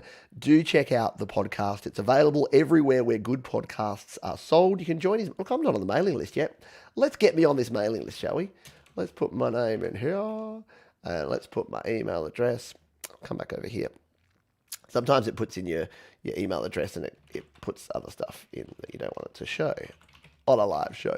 There we go. So we've put my stuff in there, and there you go. I'll join the mailing list there. Do I need any more information, John? Oh, what else do I need? Oh, I need my postcode. And I'll come back and do that later because I want to make sure I fill it in properly for John. And the reason I'm talking about this in more detail is that John will be on the show next week. So John will be coming on to talk about the podcast, to talk about independent music, to talk about how he created, how he distributes his podcast, all the technical stuff. So if you are considering starting your own podcast and you want to know the ins and outs and learn from John's experience doing this, then you can join the show next week, and he'll be here. The man himself will be here to tell you all about it. There you go. You can go to songsurfingpodcast.com. And we've got some podcasting nuts around here. Adding song surfing now, my podcast butt and nut. There you go. Hello, O'Neill and Jones, who've jumped on in here. Hidden gem for browser tabs. One tab. Oh, really? Is there something called one tab? I like that. I'm going to have to check that one out. Exactly. But yeah, do go and check that one out. Really good show. And if, like me, you love discovering new music, John and the Song Surfing Podcast are what you want to catch up on. Let's move on to our next one. And thank you again to Tom, who's doing a wonderful job moderating, keeping you all safe there and doing his thing. Let's go to the next one. Now, they don't have a website for this one, so I'm here on the Apple Podcast. Let's just see if we can zoom in a little bit. Now, this is a podcast after my own heart. Now, I learned about this podcast through another podcast I listened to. That's kind of the way it works. I listened to a podcast called The Talking Simpsons because I love me some Simpsons, and they dive into all of the Simpsons episode. Really cool podcast. If you're a Simpsons fan, Talking Simpsons. But they put me onto this one because one of their guests was one of the members here from the Sloppy Boys. I think it was Tim Kalapakis, Tim Kalpakis. Anyway, Mike, Tim, and Jefferson, they are a band, and they are a party band. They're a very cool band in their own right. But the reason I love this podcast is it's called The Sloppy Boys, and what they do is they get cocktails from, I think it's called the IBA, like the International Bartenders Association list of official cocktails, and they make them. So they have a chat, they talk music, they shoot the breeze, and they make cocktails. And of course, they sample the cocktails, and they talk about the experience making them and drinking them. So the margarita episode, that was the last one I listened to. I'm a couple behind here. Oh no, they're just out of order because Apple Podcasts is weird. It's like 28, 16, 26. People will want to listen in that order, says Apple. No, they won't. There it is, the International Bartenders Association. So they discuss a cocktail made by them. Really fun time, really good group of guys, and just a really interesting podcast. So if you know me, you know I do the happy hour every week where I like to drink a beer and play some songs. So guys getting together, making cocktails, and talking about music is very cool.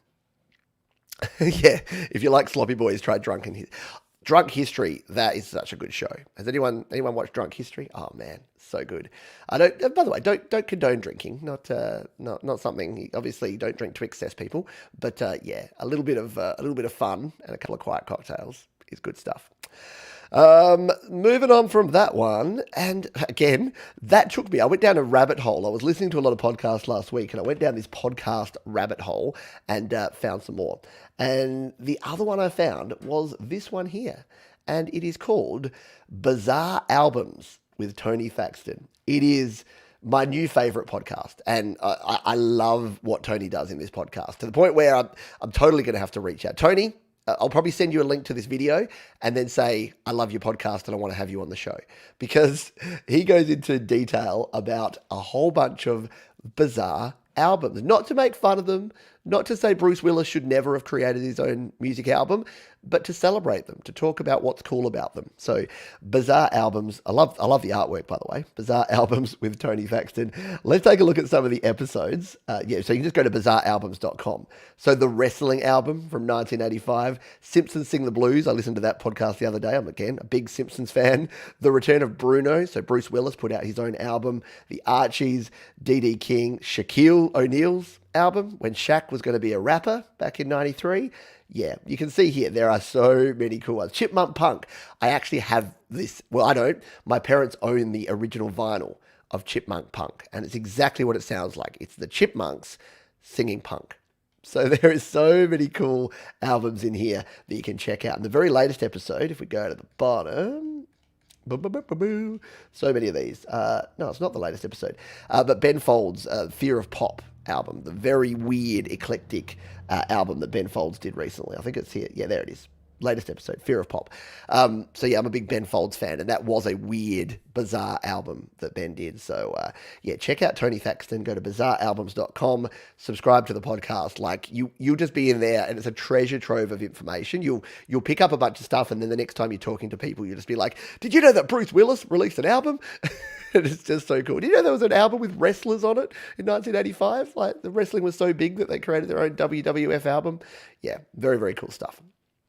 So do go and check out Bizarre Albums as well. So there you go. There are 3 podcasts for your podcast listening needs. So when I see my stats go way down this week, I'll know it's because all of you are jumping around listening to all these podcasts instead.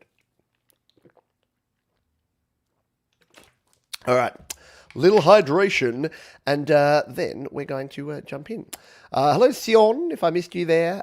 Got to set a reminder for the streams. Some of them changed, so I end up joining halfway. Yeah, and I got to get better at having a proper schedule because I have been jumping around. I've been testing and trying a few things, and it's meant that the different shows are on at different times. This one is going to be cemented into this slot, this Sunday afternoon. You're going to come and hang out with me on your Sunday afternoons or your Sunday evenings from now on, because this just seems to be the best time for me, for you, for everyone. No, it's slightly late for the folks in the UK and Europe, so I apologise for that. But you can always catch up on the replay.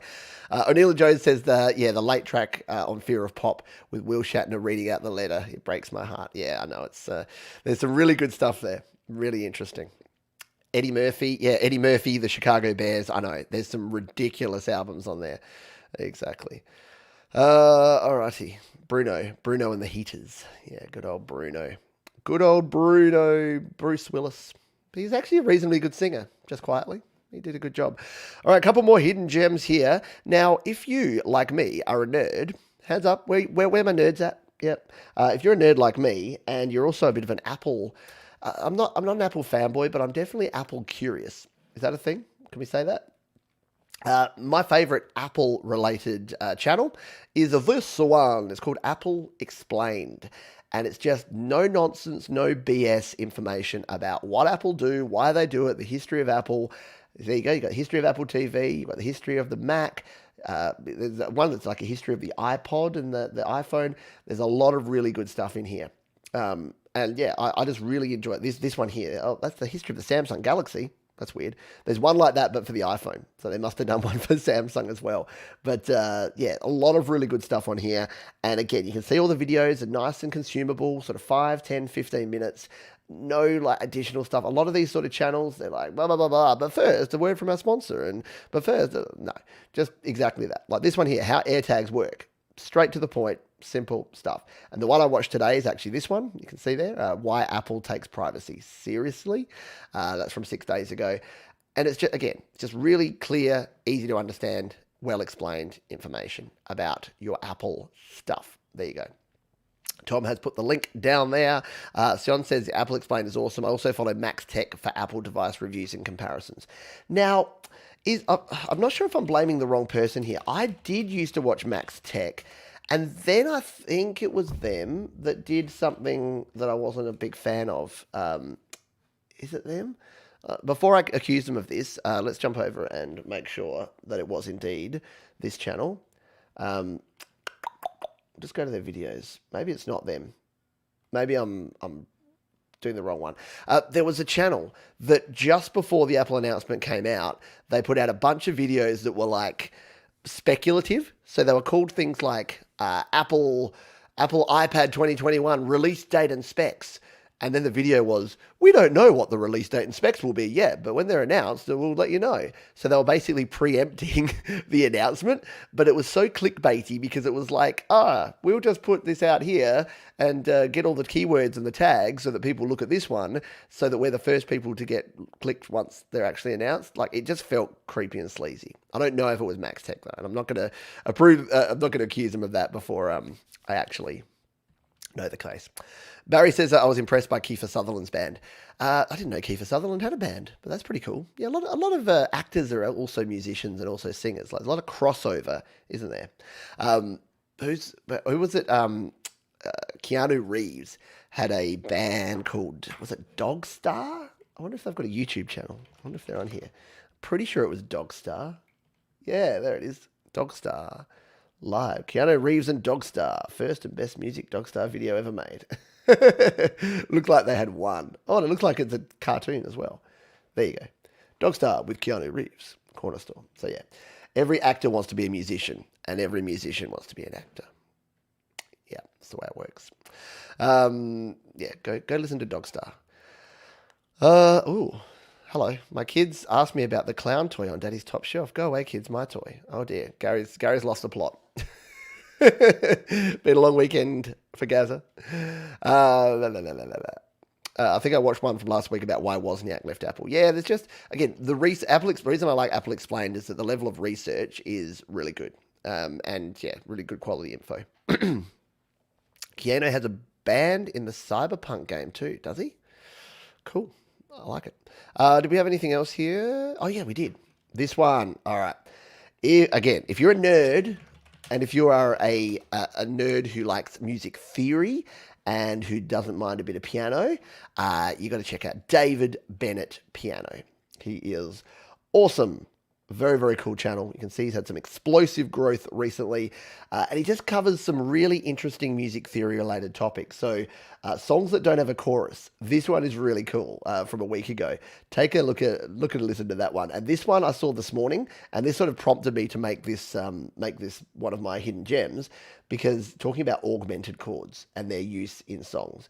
Now, if you're someone like me who doesn't really understand the difference between things like augmented and diminished, like I know that Bubba's always talking to me about stuff, and he'll say, Pete, you used an augmented and you used a diminished. I'm like, I don't really know. Sorry, Bubba. I just play the things that sound good. Then this is a good way to get yourself introduced. So what's the difference between 3/4 and 6/8?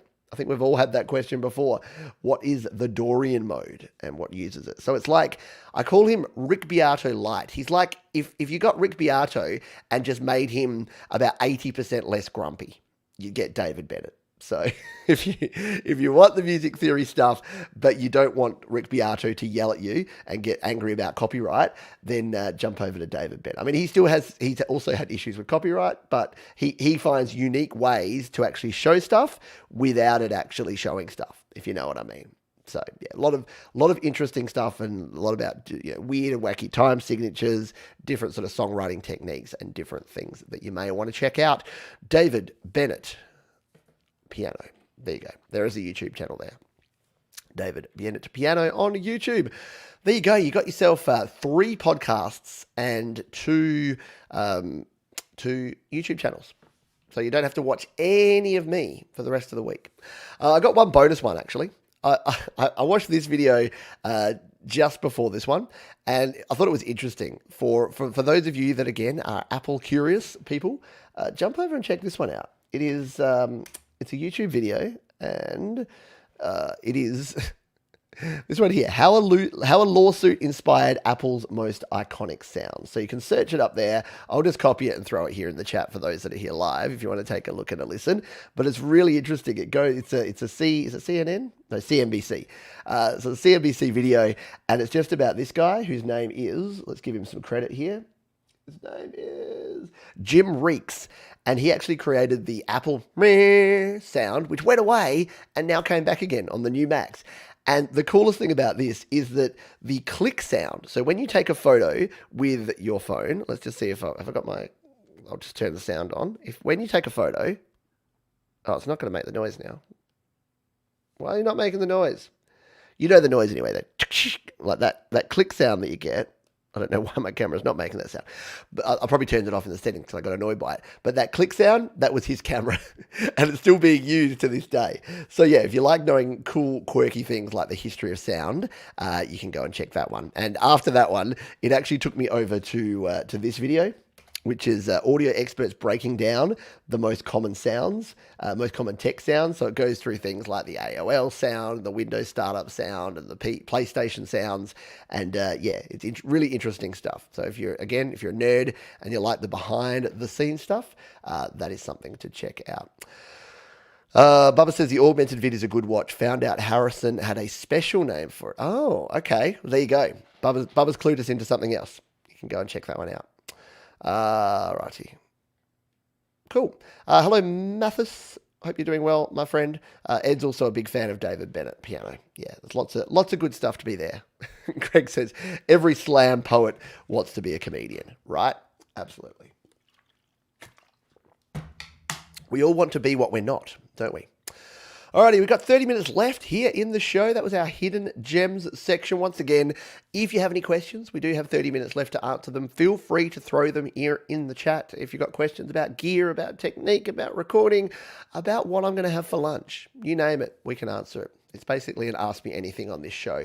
I started this show because I used to like the Ask Me Anything format, but I wanted to infuse it with a bit of hints and tips and a few little mini tutorials and things. So that's what we did. That's why we're here. What is our next topic? That's a good question. I should probably find it. Distributors. Yes. So I got a question during the week about distributors. Now, full disclosure, as many of you know, this channel has a major sponsor, and that is DistroKid.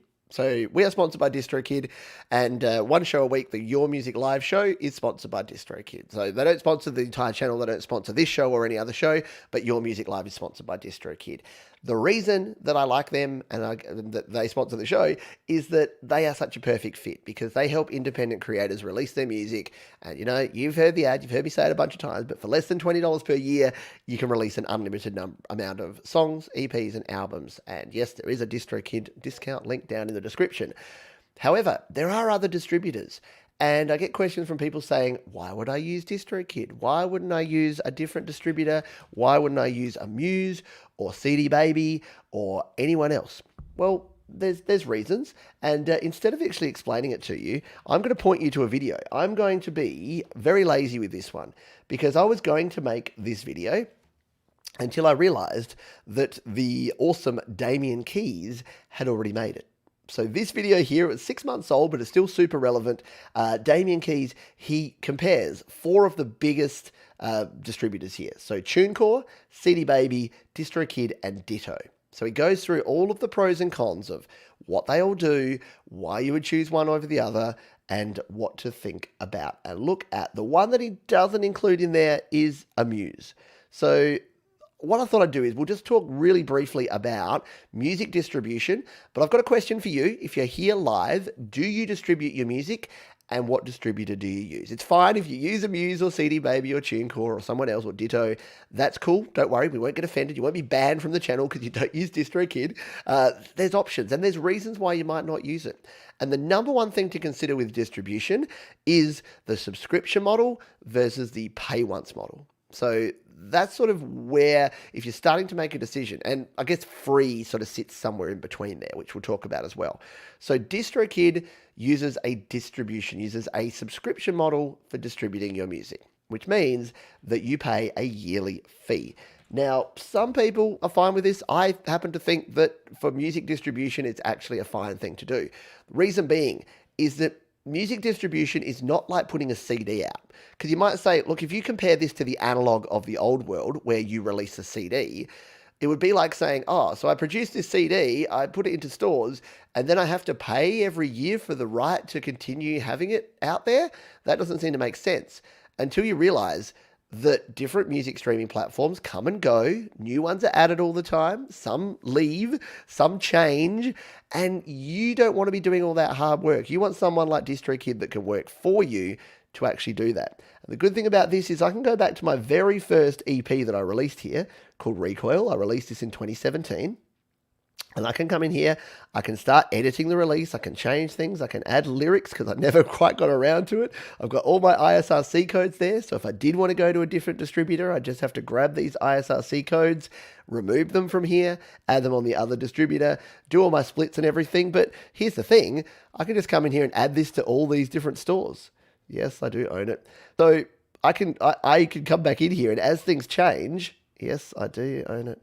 As things change, things will change here. So music distribution, because you're distributing to streaming platforms as opposed to putting out a physical product, to me, it's one of the few things, because I'm not a huge subscription fan. If you've watched this channel before, you know I'm not a huge subscription fan. But for music distribution, I actually am, because it just makes sense. Because things will change over time. And people might say, well, but what if you don't pay and then all your music gets pulled down? Like, well, yeah, but that's unlikely. It is only $20 a year, in my case $36, because I use the Musician Plus plan.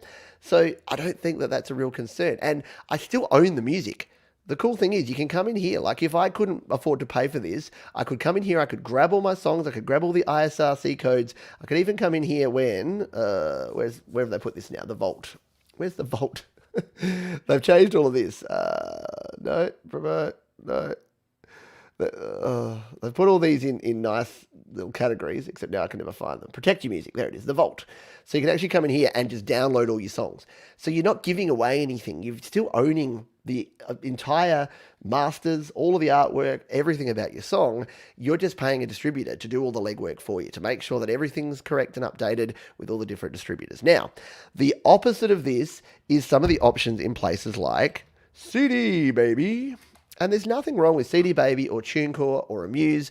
These are all good companies. They all do good jobs. They just do them slightly differently. So if we come in here and we look at something like CD Baby, we've got here, no annual fees. So they've put themselves out there to say, we don't want to charge you a subscription. We want to just charge you. So the difference here is a standard single is $9.95. A pro single is $29.95. So if you want to say, I'm just releasing this one song and I want to just have complete ownership of it and I never want to pay anyone else again, I just want to profit from it forever, you do this, right? So you get the worldwide publishing royalties, you get everything there. Now the difference is if you only release it at the standard single, you don't get all of the different things. So you do have to read between the lines and make sure that you're getting all that stuff. Other things which Damien describes in his videos that CD Baby do, you can see some of these things here. They automatically put YouTube Content ID on there. Now, I could rant about that for a while. I don't think that's a good thing. I don't like YouTube Content ID. If you want to know why, you got questions about that, we can talk about that later.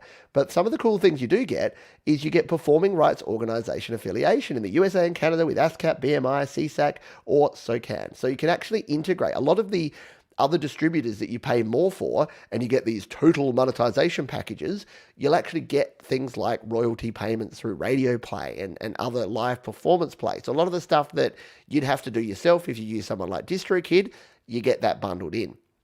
So if that's important to you, if that's something you want to do, if you want to make sure that you have YouTube Content ID so that when Pete plays your song on Your Music Live, that it gets a copyright claim and you get 4 cents, then you can go ahead and use someone like CD Baby. So to me, when you start thinking about this, that's really the big question you're asking is, do you want a subscription model where you pay a flat fee every year and you can release as much as you want? Or are you going to be more selective with your releases? If you're only releasing one album every couple of years, then maybe spending $69 with someone like CD Baby makes sense because maybe you're only releasing one album and you want all those features and you don't want to be stuck with a subscription model. Maybe you want to use both. Maybe sometimes you release an album, you use this, but then you want to release a bunch of singles. Well, DistroKid makes more sense for that.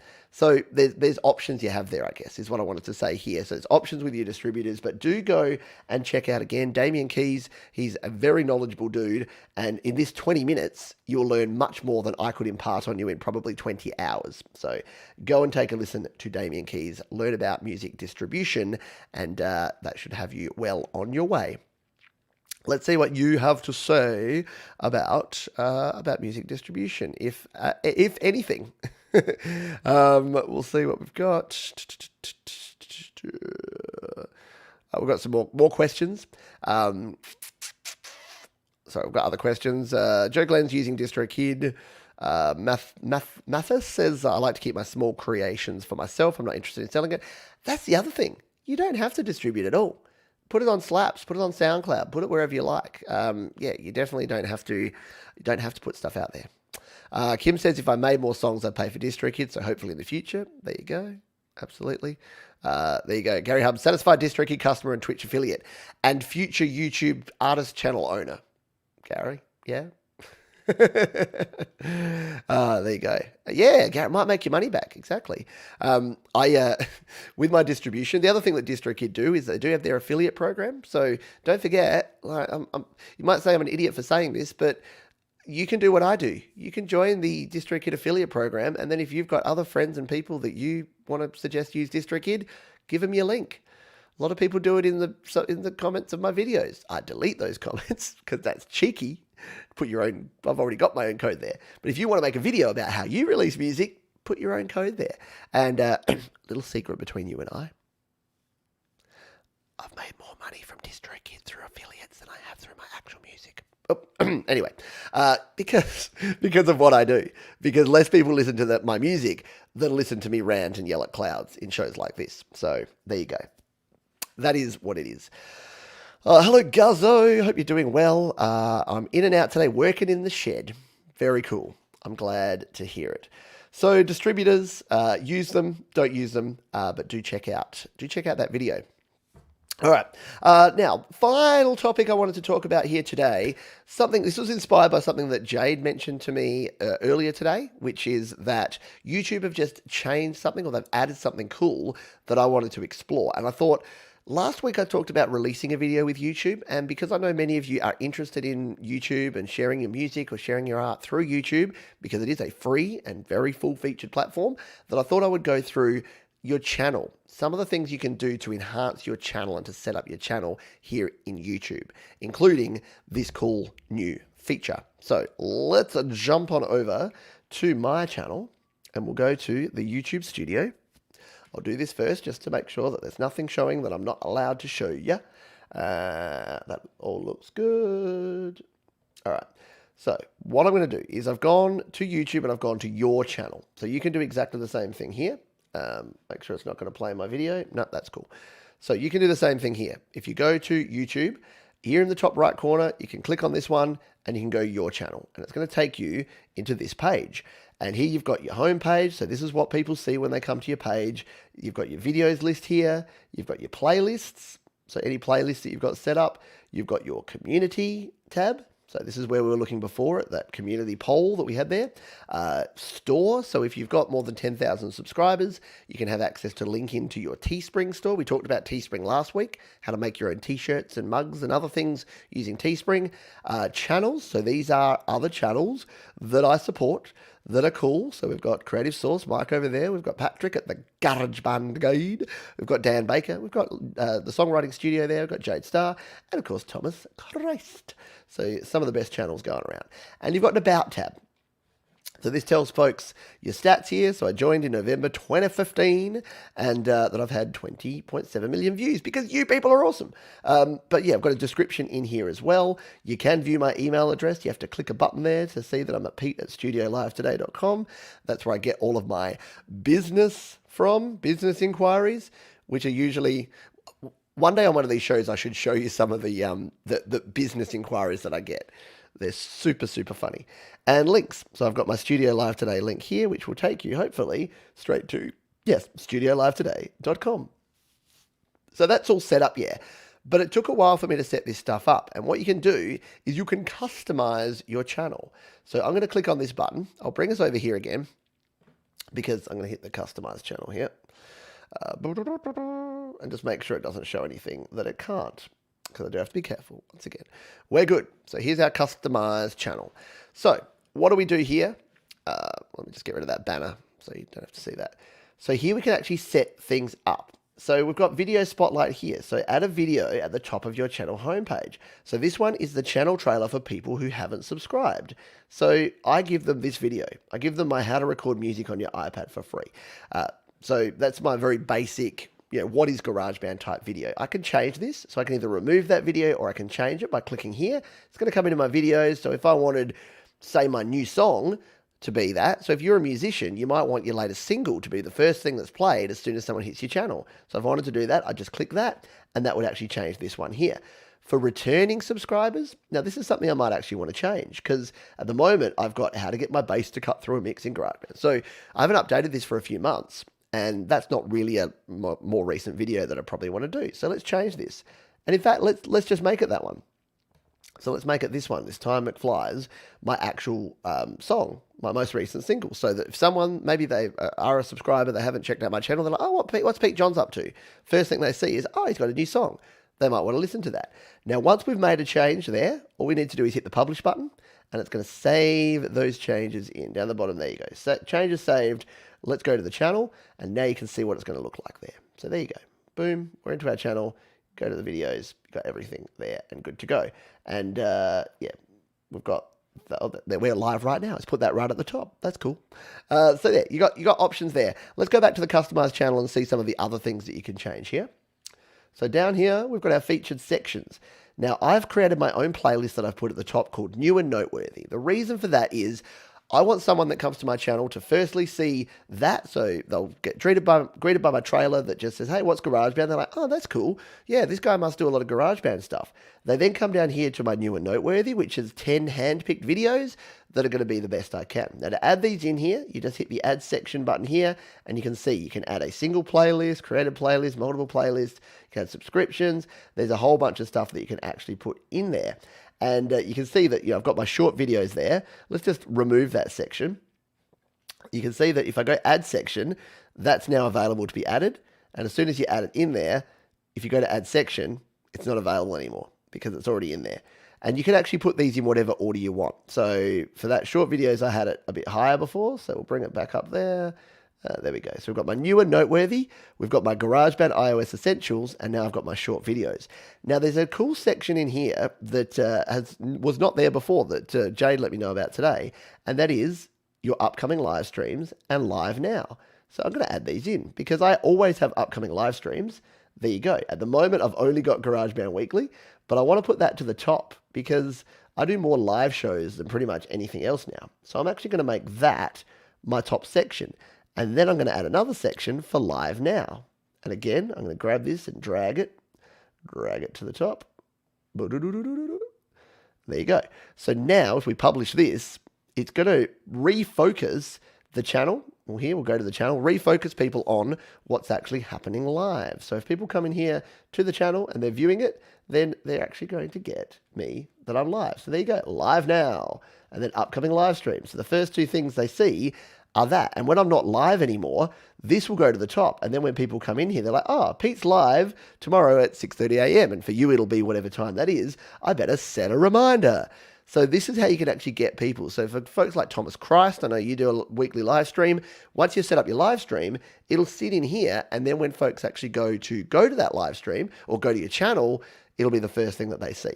Now, there's some other things that you can do in here. If we go back to customize channel, that you would have noticed in here, you've got all of that stuff is how your channel will look. You've then got your branding. So if you come in here, that is your profile picture. This is where you change your profile picture. I'm considering this. Let me know what you think in the comments or in the chat here. I'm thinking of changing that to a picture of me, perhaps a picture of me wearing this t-shirt so that it's still got the brand recognition. But because my channel's been called Pete Johns for so long, but the logo's been Studio Live Today, I don't know. Should it actually have my mug in it? That's what everyone says. Like that's what the pros tell me should be the case. So maybe not. So there's that one, and you've got a banner image here too. So there you go. You can have a banner image, which I have that one there. So you'll see that at the top of my page. It's got the mobile recording, mobile studio, whatever, and a picture of me and the logo there. So you can put a banner there. You can also add a video watermark, a 150 by 150 watermark. I don't have one. I don't really care about people stealing my videos or using them or whatever, so I don't bother with the watermark. So you can add that branding in. And then this is the one that people miss all the time, the basic info here. So put a description. Doesn't have to be elaborate. You can see mine is 3 sentences. It is, what is Studio Live today? What do I do? And then a very old catchphrase. Studio Live today, home recording made simple. I don't use that anymore, but I did. So you only got 1,000 words anyway, 1,000 characters. So add that in there. Or you can add new languages now. Maybe I need to do that. Mark, maybe I need to get you to help me translate this into some decent French, and then I can at least have a French one. Your channel URL is here. And you've also got a custom URL. And if you don't have that, I think you need at least 1,000 subscribers before you can do that. But if you hit the Learn More button there, it'll tell you how you can claim your own custom URL. So mine is youtube.com/c/PeteJohnsMusic, because Studio Live today didn't work. It was taken. Go figure. All right. And then you can add links. So I only put my website here. You can add Instagram, Twitter, a bunch of stuff. The reason I don't recommend putting a bunch of links there is they'll go in your channel header. But if people are clicking those, they're leaving your YouTube channel. And why are you trying to promote your YouTube channel by giving links to other places? It seems a little bit counterintuitive. So I leave all of those in there. So that's all the things you can do with your layout, your branding, and your basic info. And then when you go back to your channel, you can see it all here in place. Now, there's other things you can do with your channel, like you can put in some keywords here, some channel keywords, and some other things you can do with those related channels. We'll cover those in a future video if there's enough folks interested in them. But if you dig around there, you'll be able to find where they are. And if you're wondering what these sort of stat things are here, this is TubeBuddy. So I showed TubeBuddy last week. If you haven't used TubeBuddy before, it's very cool. Check out the link down in the description. If you want to download the free version, you can go ahead and do that. It does some very cool things, and it helps you compare. Not that comparing is always super important, but it is handy to be able to see how you're tracking and over time, how many views you're getting, how many subscribers you're getting. It's all here on the front page. You can see all of that info, and you can compare yourself to other people to make sure that you're doing okay. No, not really. But yeah, it's really good for optimizing your videos. And if you missed that one, jump back to last week's episode where we talked all about releasing a video, and I showed you some of the cool things that I use TubeBuddy for to release videos. All right, let's have a beverage. All righty. Actually, it's 100 subscribers to get a custom URL. There you go. Check your emails this week. Yes, yeah, I know. I'll be getting a whole bunch more now that I put it out there. But again, pete@studiolivetoday.com is in every video description. So it's totally fine. People can hit me up whenever they like. Greg says, I just make 80s covers, so I don't need distribution. Demonetized YouTube videos for me if I don't get an actual copyright strike. Well, there you go. Yeah, exactly right. Side note, my Sennheiser HD280s headphones are on sale. Oh, there you go. Let's check this. By the way, we have 10 minutes left to go, by the way. If you've got final questions, throw them now. Speak now or forever hold your peace, or at least hold your peace till next week. Let's check out the 280 Pro.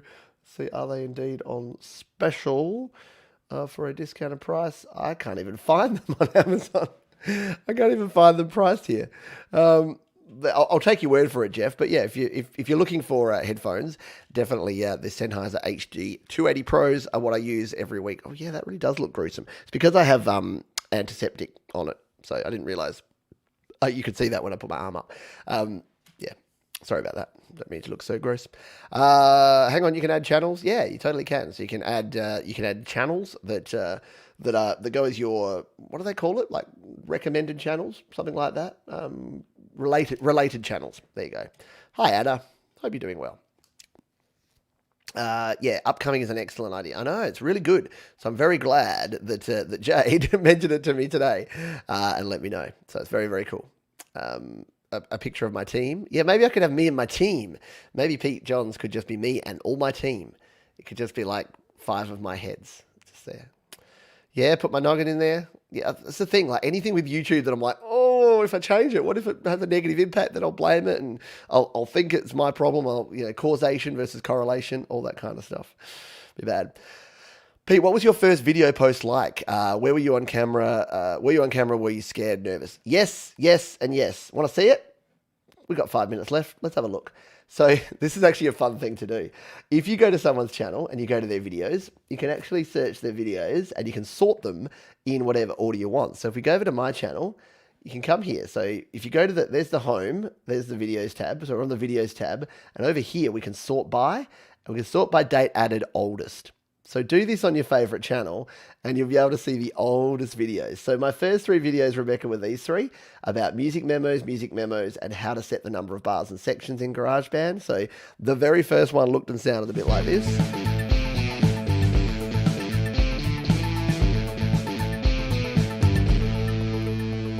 Yep, big long, hey there, Pete Johnson, 10-second intro. Number one thing, do not put a 10-second intro before you've even told people what the video's about. No one's going to watch that 10-second intro. And then here from Studio Live today, and I wanted to take you through a crash course in how to use the Music Memos app, which is the latest music creation tool from Apple. So yeah, that's what it was like. In terms of the first one, so if we go back here, the first one where I was actually on camera is this one, where I was showing how to use Music Memos with a piano. Same intro. Hey, Pete here from Studio Live today, and today I'm going to be testing out the Music Memos app on the iPhone. So yeah, I looked and sounded like that. Was I nervous? Yes. Did I think that people would give me grief? Yes. Did I do it anyway? Yes. So that's my advice to you, is to do it anyway. Do it anyway. What channel should we look at the first video of? What if we go to Rick Beato? Let's see if Rick Beato's, what's his first video was like. Again, it's not to be me, but it's just interesting because you see these pros, and it's actually really cool to go back to the. Oh, okay. So it's stuff of his kids. So yeah, again, I think Rick was just using this more as like most of us do. So there you go. He did his trailer there. That was one of the first ones. So Ear Training 101. Yeah, there you go. So look, this is what Rick was using originally. Car salesman.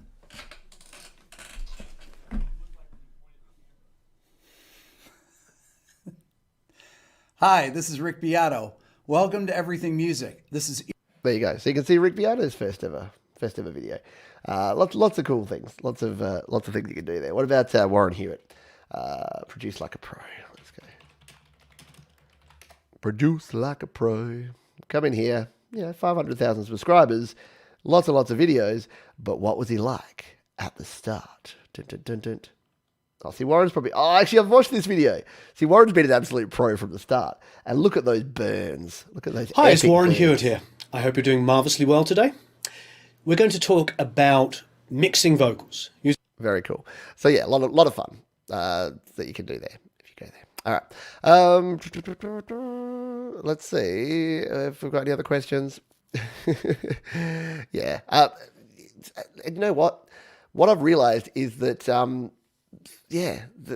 we overthink it. Again, hands up the overthinkers in the crowd. We overthink things, and we put too much emphasis on what the consequence of something could be. The big reality, the thing that helped me the most, is realizing that no one really cared, and the people that did care in a negative way were people that I didn't need to care about, like we talked about in the middle of the show with the motivation point. I don't need to care about those people.